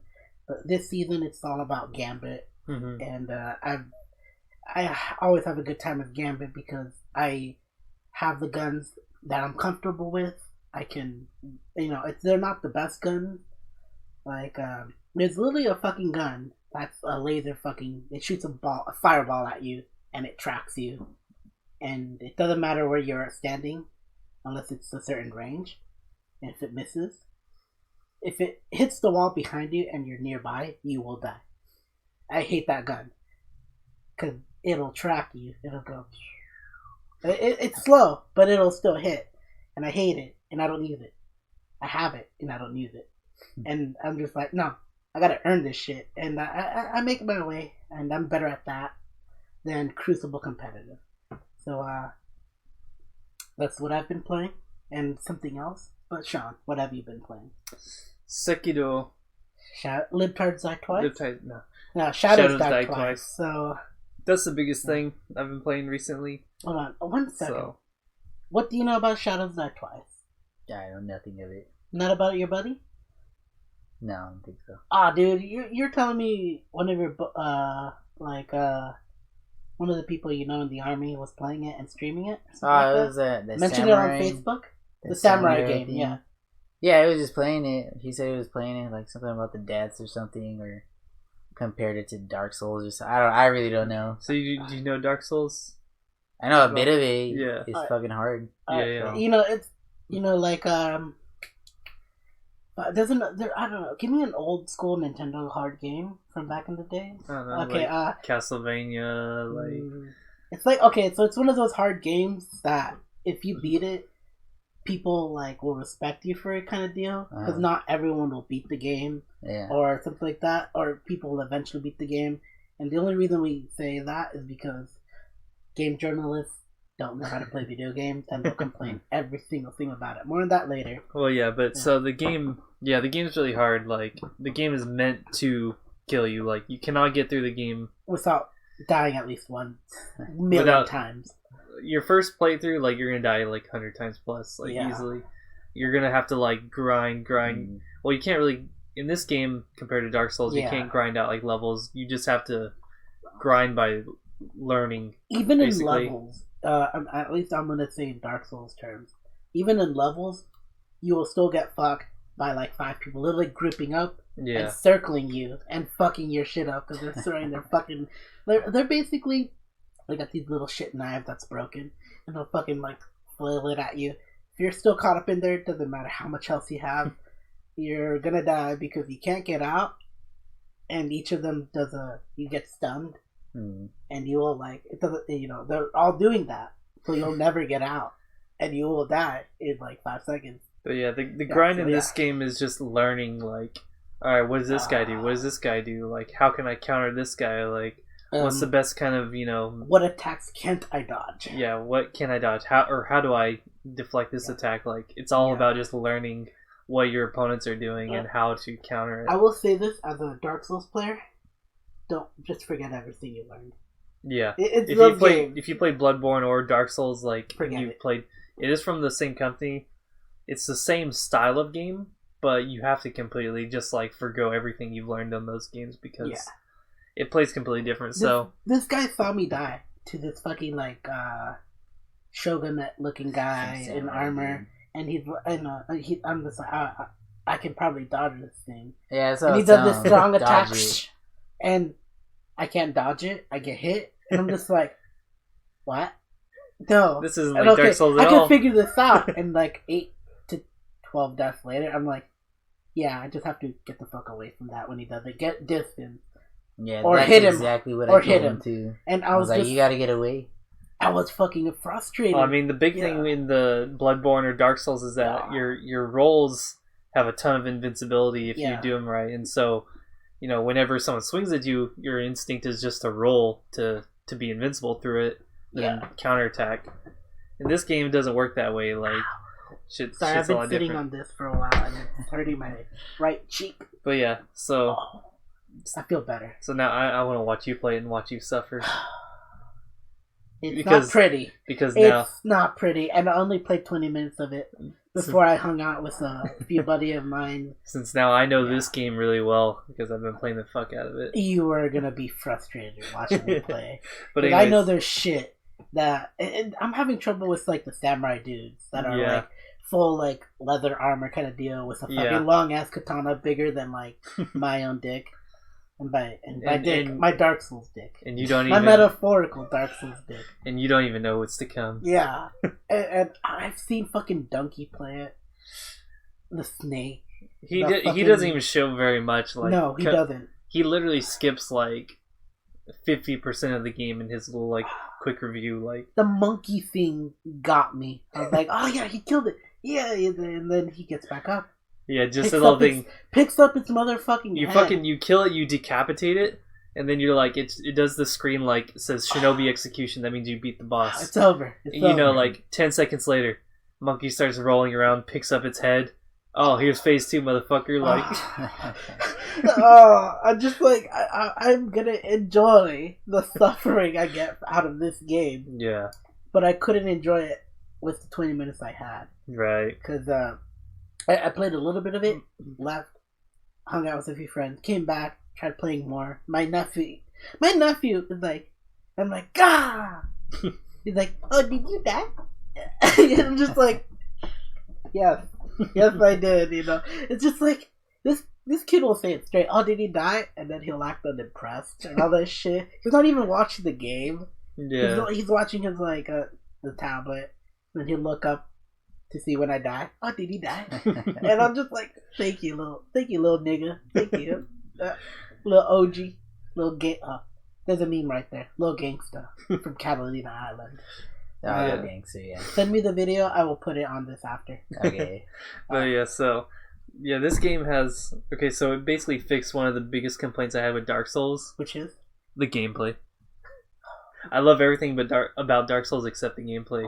Which is so fucking clunky. Iframes? So fucking clunky and ghetto. Like, it's just the most clunky action game I've played, but I love everything else about it. I feel like this feels like it's setting you up to train to be an actual samurai person. Like, this is it. Like, you gotta, like, think, like, what can I block? What can I hit? Okay, if I strike first when he's charging up this attack, if I don't hit him, at this point, I will literally get a fucking sword in my face. That kind of deal. And I respect that. Yeah. Like, that's the best way I can explain the game, because right. It feels more realistic in the sense that it's not realistic. And this game, you bungee jump all the way through. It feels like fucking full-on samurai fighting. Like, everything, like, all the clashing with another samurai and everything, it feels so good. I almost beat the tutorial boss. What's his name again? Genichiro. I almost beat him too. And I was so pissed off. Because it was an attack I didn't notice. He did half my health. And and I went back to Dark Souls instinct. Slash me. Cutscene happened. Because, when you die, it's a cutscene at that moment. And you're supposed to lose that fight. You're supposed to, but you can beat him. And even, I don't know what happens if you beat him. If you beat him, it changes a little bit, but the outcome's the same, yeah.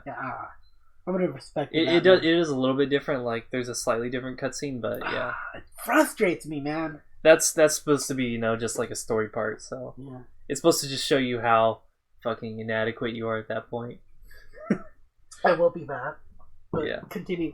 But yeah, so this game, like, compared to Dark Souls, like, there's a ton of sub bosses and then full bosses. Like, Dark Souls, like, you probably have throughout the game maybe like 10 to 12 big bosses, and like that's it. This game you're gonna have like, I don't know, like, I haven't beaten the game yet. I'm pretty far in. It's like, I don't know, 7 to 8 bosses, and then you're gonna have like 20, 25 mini bosses, which are really difficult and have all their own like crazy mechanics and everything.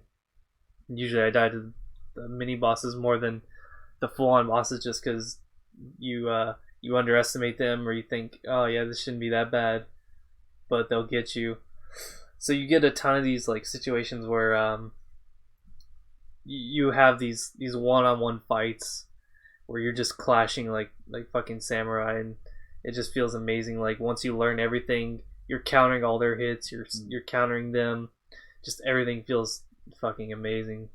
Like all the fights, once you learn them, just feel really good. It's not just like Dark Souls where it's just dodge, counterattack, dodge, counterattack, dodge, counterattack. It's like maybe sometimes I'm gonna jump over an attack, sometimes I'll dodge, sometimes I'll step dodge through them, sometimes I'll deflect attacks, sometimes I'll use my prosthetic, sometimes I'll interrupt their attacks. Like you do more than just like 2 things. You have like 8 different things that you're going to use in a I fight. got the shuriken and I still don't know how to use it. That's what I remember. You'll learn. I'll learn. You'll learn the ways of the samurai. I don't know if it uses a certain ammo that I haven't gotten, but I got the shinobi tool, the ninja tool technically. Yeah. Because shinobi is a ninja. Right. I think. It's usually like more like it's basically a ninja. It's a ninja tool. Basically, the shinobi's like someone who's under contract of a lord. Oh, so it's not a rogue. It's not like a rogue ninja, like a mercenary. It's like someone who's part of a. So it's a more respectful ninja. Pretty much, yeah. They're still a ninja, but they have like a purpose in war and stuff. They're to do like espionage. And ironically, I will say right here, watch Black Dynamite, the ninja episode. They replaced the N-word with ninja, and the niggas are ninjas. Like, it's like, give me your person. He's like, ninja, please. It's like, oh yeah, there you go. So every time I hear ninja, I hear nigga. But yeah, so this game has like, compared to like Dark Souls and Bloodborne, there's less of a focus on your stats and everything, because you can't just like grind experience to level up your strength, your endurance, or whatever, and all that stuff like the other games. Yeah. When they give you the guy that you can basically you can beat the shit out of, and he'll be okay. Yeah. I knew it was not going to be the same. It's basically like you're always doing a low soul level run all the time, because the upgrades you get, you have to beat bosses just to get upgrades. You can't just grind and some of weak them enemies.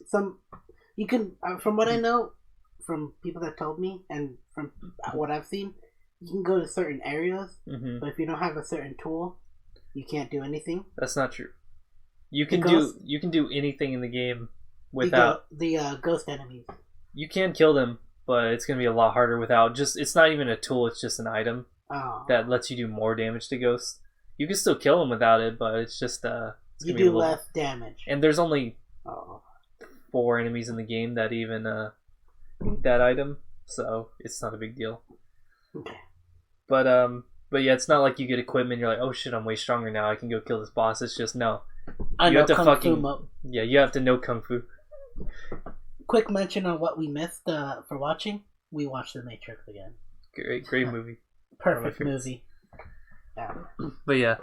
So the theme is it's in like a warring states period, like Sengoku area, Rurouni Kenshin kind of style, Yeah, old Japan with samurai and like old, before guns. The white people showed up.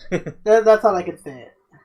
And it's done super well. It's done with like real Japanese folklore, with some supernatural stuff, with some history stuff. Everything just feels super well done, like theming wise. And it's fucking a beautiful game. Like every single place I go, like I'm just looking around at the areas. Like Jesus fucking Christ, why does this look so good? I've only gotten like one issue with the graphics in one point of the game where it started flashing. Yeah, that was it. I'm sure there's more, but I haven't had anything yet. But I think it's okay. Right. I didn't record. I know when I start recording this gameplay, it'll be there as proof. But I have no complaints with the game. It's a perfect. I mean, by now, if there is problems, then there's probably a patch, either official or non-official. So I give it a 9.5 out of 10. Yeah. Like that's how I feel about it. I haven't even finished the game. Right now, I'd give it a 10 just because of how much I've played. I'm almost done with it, but I'm only giving it the 0.5 deduction because you took away my iframes, and I still haven't let that go. you gotta get good in new ways. Yeah. But so one thing I want to say that's probably controversial is that I think the level design in this game is better than Dark Souls 1.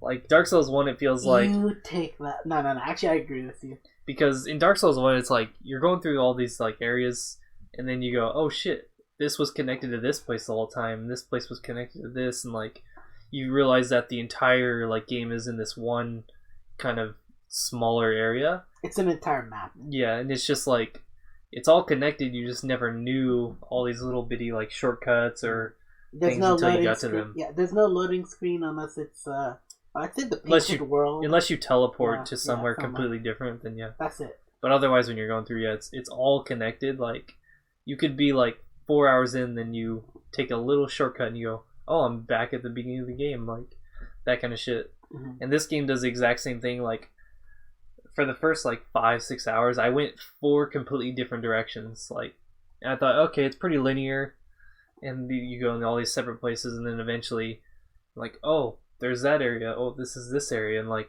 all these places all connect. Anything in this game that looks like even remotely that it's an area, it is one basically. If it even fucking like if you see it in the distance, you're like, oh, that looks really cool. Then you probably get to go to that place eventually. Like, well, actually, you do pretty much. Like it always does that every single time. Like that's what I kept thinking. Like going through the game, like that fucking place over there looks really nice. That's a really good set piece. Like. I'm afraid of this game only because I might drop Destiny for like a month, and there's DLC coming. Fuck you. There's DLC coming out soon, which I already paid for, by the way. This guy too. I got you the pass. Yeah. So I'm just saying, I'm missing out. I'm gonna be missing out on a lot of content. Yeah. And as much as I like playing Destiny 2, because it's in my opinion, the best like gameplay wise shooter that I've played from Bungie in recent times. Mm-hmm. I still have to drop it for this game because it's no Dark Souls. Destiny's no Dark Souls, and this is basically better than. This Dark is like Souls, Dark Souls on steroids. Yeah. It's fucking crazy. So I'm excited for playing this game. Yeah. When I get there. Today. Yeah. That's what you're doing. I'm gonna watch you suffer. You down? I'm gonna laugh at you. Yeah, I'll watch you guys. Alright. All right. Play for a little bit.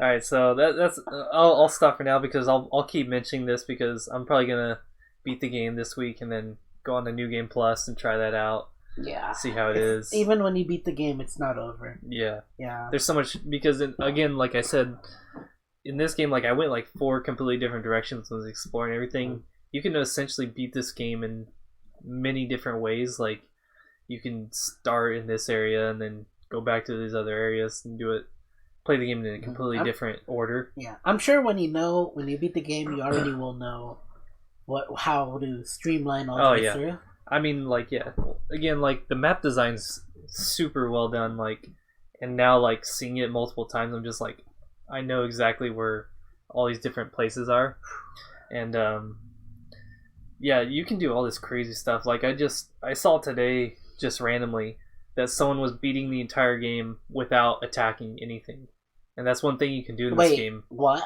You can beat the entire game without attacking anything. With your sword? Yes, with your sword, except for death blows, because death blows you kind of have to do to kill bosses. But what you can do is because the deflecting in this game, there's a posture system where if you deflect all the attacks of your opponent perfectly, it increases their posture damage. Yeah. And so if you can time all of your stuff perfectly, dodge the undodgeable unblockable attacks and all this stuff, and then deflect perfectly all of their attacks, you'll eventually bring up their posture to the point where they can be death blowed and then kill them without ever even attacking them. Yeah. It's insane, like just the different ways you can fight different things without ever even attacking. Oh, it's crazy. I'm excited now. Yeah. Only because I still haven't beaten Dark Souls in a no level run. And this is it. It pretty much feels like that because like you get tiny upgrades, but it's like you can never just go grind. You'd be like, oh, I'm gonna go back and grind for I like have an 1,000 hour. health. Yeah, I'm gonna go grind for an hour to get stronger, and then I can kill this boss. Yeah. You can't do that shit. You don't feel swole. You have to just get good. Get good. Yeah, It's that simple. Pretty much. It's that simple. Oh my It's like god. RuneScape. Get good. All right. I don't know. You didn't technically play long enough. You barely got through the login screen for playing, right? And RuneScape Mobile, old Ding. school. Dang. Shit. All right. So what else have you been playing? Besides that, just Azure Lane, but you already mentioned that. You know, How Working. crippled did you get? like Did I you said, do it? I went to 0 cubes. Yeah. Did you do it? I didn't get Denver. I only got 1 extra sub So it cost out you of the 4. everything. Yeah. Yeah. And now I'm saving up my my cubes for the Nagato event next week. You know that chat? Okay, so there's this new ship coming out, and Sonny wanted it. He's like, "Oh, dude, this girl's cute. I'm gonna get it." And I was like, looking at it, nah, I'm gonna get it. And eventually, he got dragged in because this guy got me into the game of Azure Lane, and he's like, "Yeah, you know what? I'm gonna low key get into it," and then I just totally called them out on it, and like basically like, okay, whoever gets this girl first and gets their affection level up, because there's this game where you give them an item where it's a ring, a wedding ring, and it increases their Oh, I stat thought by. it was like actual girl. No, it's not an actual girl. Yeah, it gives them like a 3% like a bonus to all their stats. I think, right? Yeah. So like it's the only way to get them stronger after you max them out. So it's just like a symbolic kind of thing. It's like, yeah, you buy the items or you fucking earn it through certain things or something like that. Mm-hmm. And it's just like, yeah, whoever gets this person first and gets them to that point and puts the ring on them is the winner of this contest we made between the 3 of us. And this person comes out next week. Yeah, it should be next week, so that's it. I hate you guys. I'll get it. It's all, you know, the dice is gonna fucking have to roll really hard in my favor. Yeah, pretty much. So, Alright. we done? Are we done? Let's bring it in for the next section. Alright. Now, I know you want to watch UFC or whatever you're watching, right? UFC. So, what have you been reading? So reading, I haven't been reading anything. All my books and stuff pretty much got shipped, so I don't have any of my stuff right now. Yeah, he's... Usually the only 2 books I ever read is like Art of War, maybe 48 Laws. That's about it. the back of that fucking, like, tequila bottle. I was gonna I don't say even think it tres. has anything. No. Oh, okay, It's a okay. serial The front number of it. There you thing. go. Oh, it has a The serial number, there batch you go. number, or something. I don't know. Tres generaciones. There you go. Yeah. You read something already. There you go. All right. Do you still want to continue? No, I think that's pretty much it. Alright, cool. As in the podcast.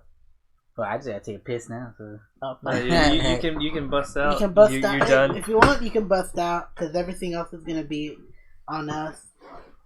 Alright, But- yeah, peace out. I would love you guys. I'd love it if you stayed. That's it. Just saying. I'm not kicking you out. He can listen from afar Yeah. if he wants to chime in, you know. Yeah. Talk shit.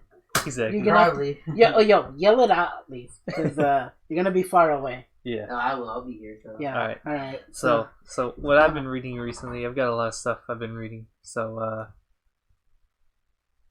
yeah, that's about it. Tricked you. Nothing. All right. Well, can you hold my beer? Hold my beer. I got you, fam. He's busting out the physical edition. All right. I know what he's bringing out here. Jesus, it's taller than I am right now. Fuck. All right. Let's see. Technically, I'm including this too. Here we go. All right, motherfucker. So I've been reading a lot, and yeah, I'll show it while you. yeah, thank you. That's yes, there you go. Hold on, I might as well give you this one too. There you go. Get that on the screen. Alita, Battle Angel. Volume 2. I finished Volume 2. I'm gonna tell you straight up. If you like the motorball segments, which I know you did in the They're movie, good. that's this Volume one. 3. This one is all motorball. All of it. That one is the Nova arc. Yeah. You know, And I mean, Nova's always been there. They've mentioned Nova in the second volume. And my God, like, I'm gonna go on the second volume first. There's you remember the movie? Like, they're showing off the motorball section. Like they oh yeah, who do you think is gonna be the winner? To get sent up to Zalem. Mm-hmm. And they show off this guy. I think this guy wins it, and he's like going to NASCAR thing. I wasn't doing this good at this part of the section of the zone and all this shit. That's the guy in second volume. Like legit, this guy is. Let me just see. While you keep going, Yeah. I just want This guy is a beast, motherfucking beast. He's like the best of the best. Like he'll get rid of an arm as a fucking handicap, and he'll still come out on top. Oh, hey, I just skipped straight to that point. Yeah, there you go. This fool ain't got get no it close, arm. Gary. There you go. Get it right there. Just the gun.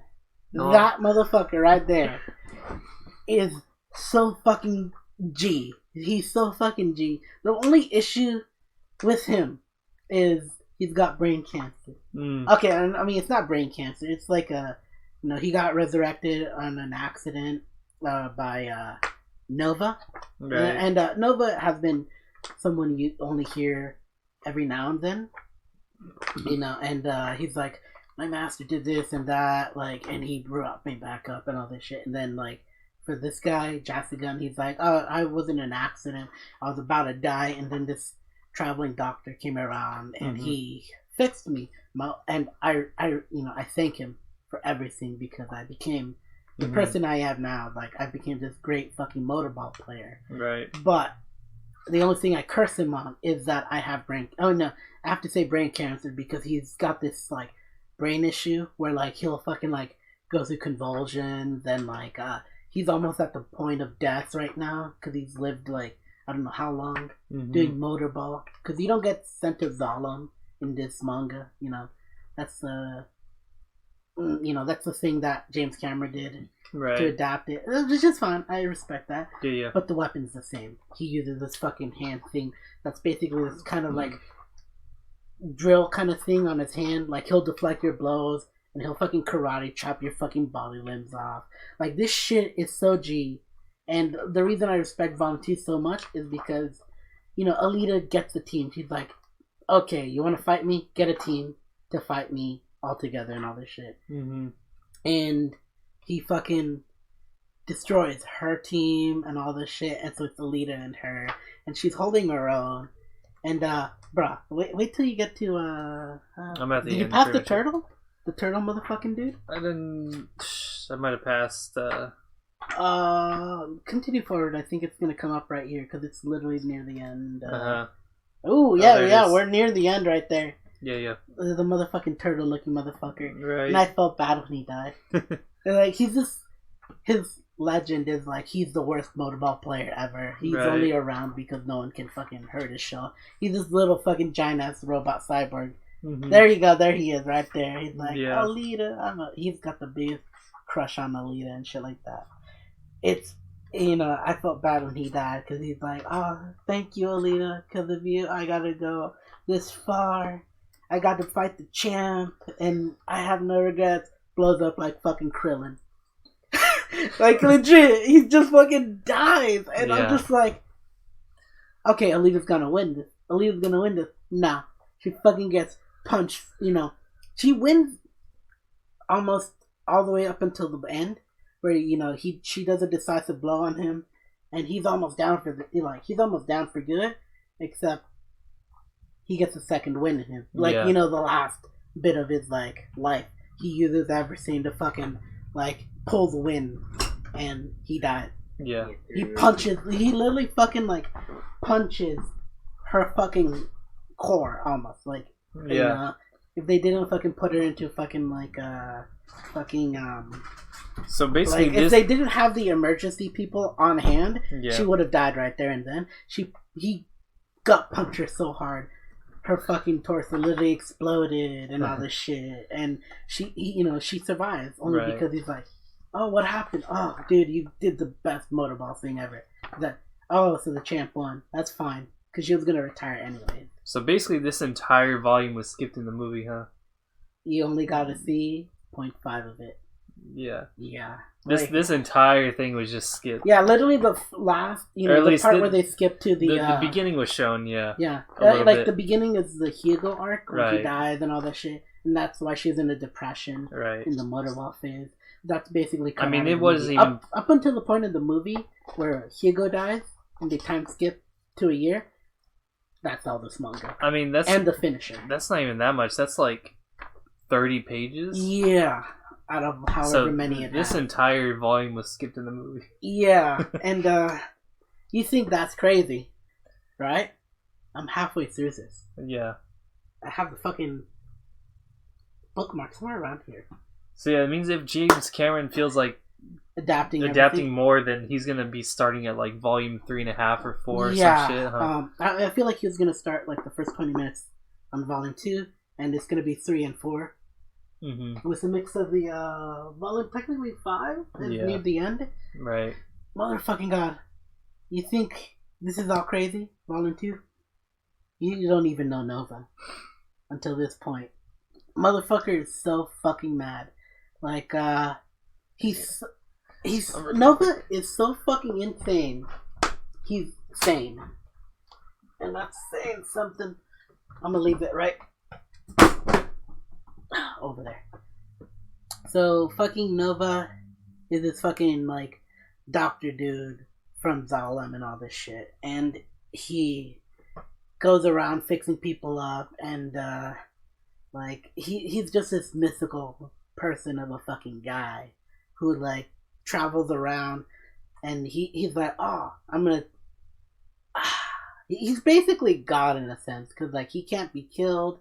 He thinks things in a, as a god would, think things in different sense than us normal people kind of deal. He's like once you get to my point, you will see things in a better light. Like you won't worry about the ants beneath you to kill and all this shit. And he's like bringing people back up. He's like, oh, okay, I got these nano machines that'll make you better, strong, and all this shit. And I'm only gonna do it when you fucking beat through this part. Like, you remember, in the movie, you remember the guy, what was it, the other cyborg dude who has a sword, the Damascus blade? Oh, what was his name? Zapan. Okay, yeah. He's the main villain in Volume 3 for half of it. And that's only because of Nova. Like, he loses, she cuts his face off and all this shit. Think of that. That was in Volume 1. So does he come back, or did they... He comes back. Okay. Let me tell you this. So they pretty much just... yeah, he didn't die in the movie. He didn't die in the movie, so he's going to come back as... there's no way they're not going to make a third movie. Because if they adapt it, it's going to be Motorball, Japan. That's how I see it. You think they're going to do... Yeah. You think they'd still do Motorball, even though it ended... Yeah. After the Motorball? Yeah. It didn't end because she got out of second league. She's in first league. And she's going after the champion in the manga. I thought it said she was the champion. No. After the time skip. I've seen this movie 5 times. That's true, you have seen it a lot.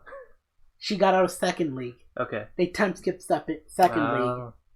And she's in first league. She's like in the champion. So if she wins first league, then she gets to go to Zalem and all that shit. And I don't know how they're gonna adapt it.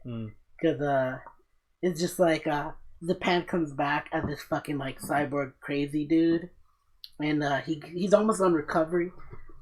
Because there's this fucking like cute girl who's like, oh no, I see the best in you and all this shit. And then he just like spasms out and like kills her by accident. Mm-hmm.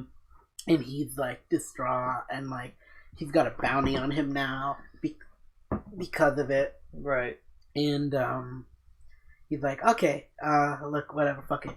And like he goes crazy trying to hunt down Alita. Alita takes him down for the first time. You think it's over. Mm-hmm. Then Nova comes around, and it skipped in the in the movie, but in the second volume, Alita gives up because of Hugo, her berserker armor, to do the motorball thing, because there's standards that you have to follow. It's like, oh, you can't pass these standards, all the shit, so she can't go in with the berserker armor kind of deal. Right. And I don't know how they're gonna do it in the movie, because she's basically the most OP thing since like. I mean, she was at the end of the movie. She was wearing a different suit, wasn't she? I don't know. Like, Yeah, at the end of the movie, that suit right, is the yeah. motorball standard It's the suit. motorball suit, yeah. And it's just all her skill. Right. And, she loses her berserker armor. Her fucking coach sells that armor. Dang. They're trying to find it. Nova has it. And Nova, this insane, mystical fucking guy who's like as I said, so fucking insane, he's sane. He's coming after fucking he thinks things like, you get one life kind of thing. No, this guy has 1 million lives, so he can test the limits of the human body and the cyborg mind, all that shit. And so his lab is literally like, oh, my goal is this. I'm gonna make these nanomachines to do this. But that's just a means. What? Then what's after that? Oh, it's to do this and this and this and this. But that's just a means. And they're like, because it's Ito talking to him. What? Then what's after that? Yeah. My goal is to beat Karma. Motherfucker, what? He's insane. He's like, I can do this shit. And he does. All the subjects he has is like, I'm gonna stretch your mind to the limits, and if you're still around, if you're still sane, I will give you a chance to fucking, I will provide you the means to get your fucking, justice, your life back. Your fucking, that's how, the motorball dude in Volume 2 came back. He, literally took off, months. Right. And then he came back as a stronger person. He knows chi, all this shit. And he dies at the end, but yeah, it's just all the shit that happens, and that's just a product of what he overcame. And Zapan is the same thing. He's literally just a brain at this point. He's like, oh, okay, this subject, are you still saying, what is it you want? I want to kill Alita. I'll put you in the berserker body. And he comes back, and it's just, Alita has to destroy him with a gun. The only gun that's around. It's a little magnum. Right. Shoots him with these special bullets. She goes to jail. And she gets hired by Zalem. Because, Nova isn't this fucking person who controls Zalem. He's a rogue in the manga. And he's like, look, we're trying to hunt this guy down because he's the most insane fucking madman genius. We gotta take him down. Right. I need your help. So she's working with these special forces kind of thing. She gets all the gear and all this shit. And, her goal is to literally get back Ito, because Ito was taken over by, literally kidnapped and fucking, I sent out in that tweet, where's Ito? Oh, he's here, inside this box. That's what happened to Ito, because he tried to stop Zapan. It's like, oh no, I'm trapped in this thing. Ito, you gotta inject it with this giant fucking needle to fucking stop him. Because it's the transformation and all this shit. And then, it fast forwards to that point. Damn. He did not succeed. And I'm just like, oh my god, it makes sense. This is what he means by karma. This is everything. He's the main antagonist in this volume. And he's not the first stop. I'm telling you, he's not the first stop. I've read up until Last Order and finished it. Oh my fucking god, it's insane. It's fucking glorious. I will say, Volume 3 is where motherfucking the guy I kept complaining about fucking Hugo, and that's the reason why I was complaining about him, because in Volume 3, the main motherfucker shows up. That is the heart of fucking Alita right there in there. Figure 4, a guy, which I thought was Ricardo. No, he doesn't have the bandana thing. He has the little, he does it in a Ryu kind of sense. Bandana. Yeah. He ties it around. Headband kind of thing. It's literally a bandana, but he has it in a headband style. And he punches Cyborg's brains. I mean, he'll punch, use a special skill where he'll punch, and the reverberations of the fucking Cyborg, vibrations will roll around and hit the brain with such traumatic force that it'll die. You'll get brain death from it. And this guy, just has the most maddest respect for her, and he shit talks her, he fucking bullies her, he's like, oh, here's some food. He'll eat it in front of her. He's like, and it's just a on and off kind of thing where they get gaggy, and she's in this fucking dark phase, and she fixes him. He fixes her. Figure 4. is the greatest thing ever, and I'm excited to finish this volume. All right. And I guess I still got 2 more and a bonus book. Yeah. All right. I'm not gonna read it. I hope there's more movies though. I hope James Cameron. Bruh, gets I will going loan for you there. the first volume right now, and you will take that back. I won't read it. You will. I don't read shit. I have like 8 books in my room. This is such an easy read. You will finish this in an hour. Dude, do you know how I have so many things I need to read in my room right now, and I just I know. I just don't read them. Well, you finished Claymore somehow. That's like that's one of the only like 6 manga that I've ever finished in my life. Did you binge it all?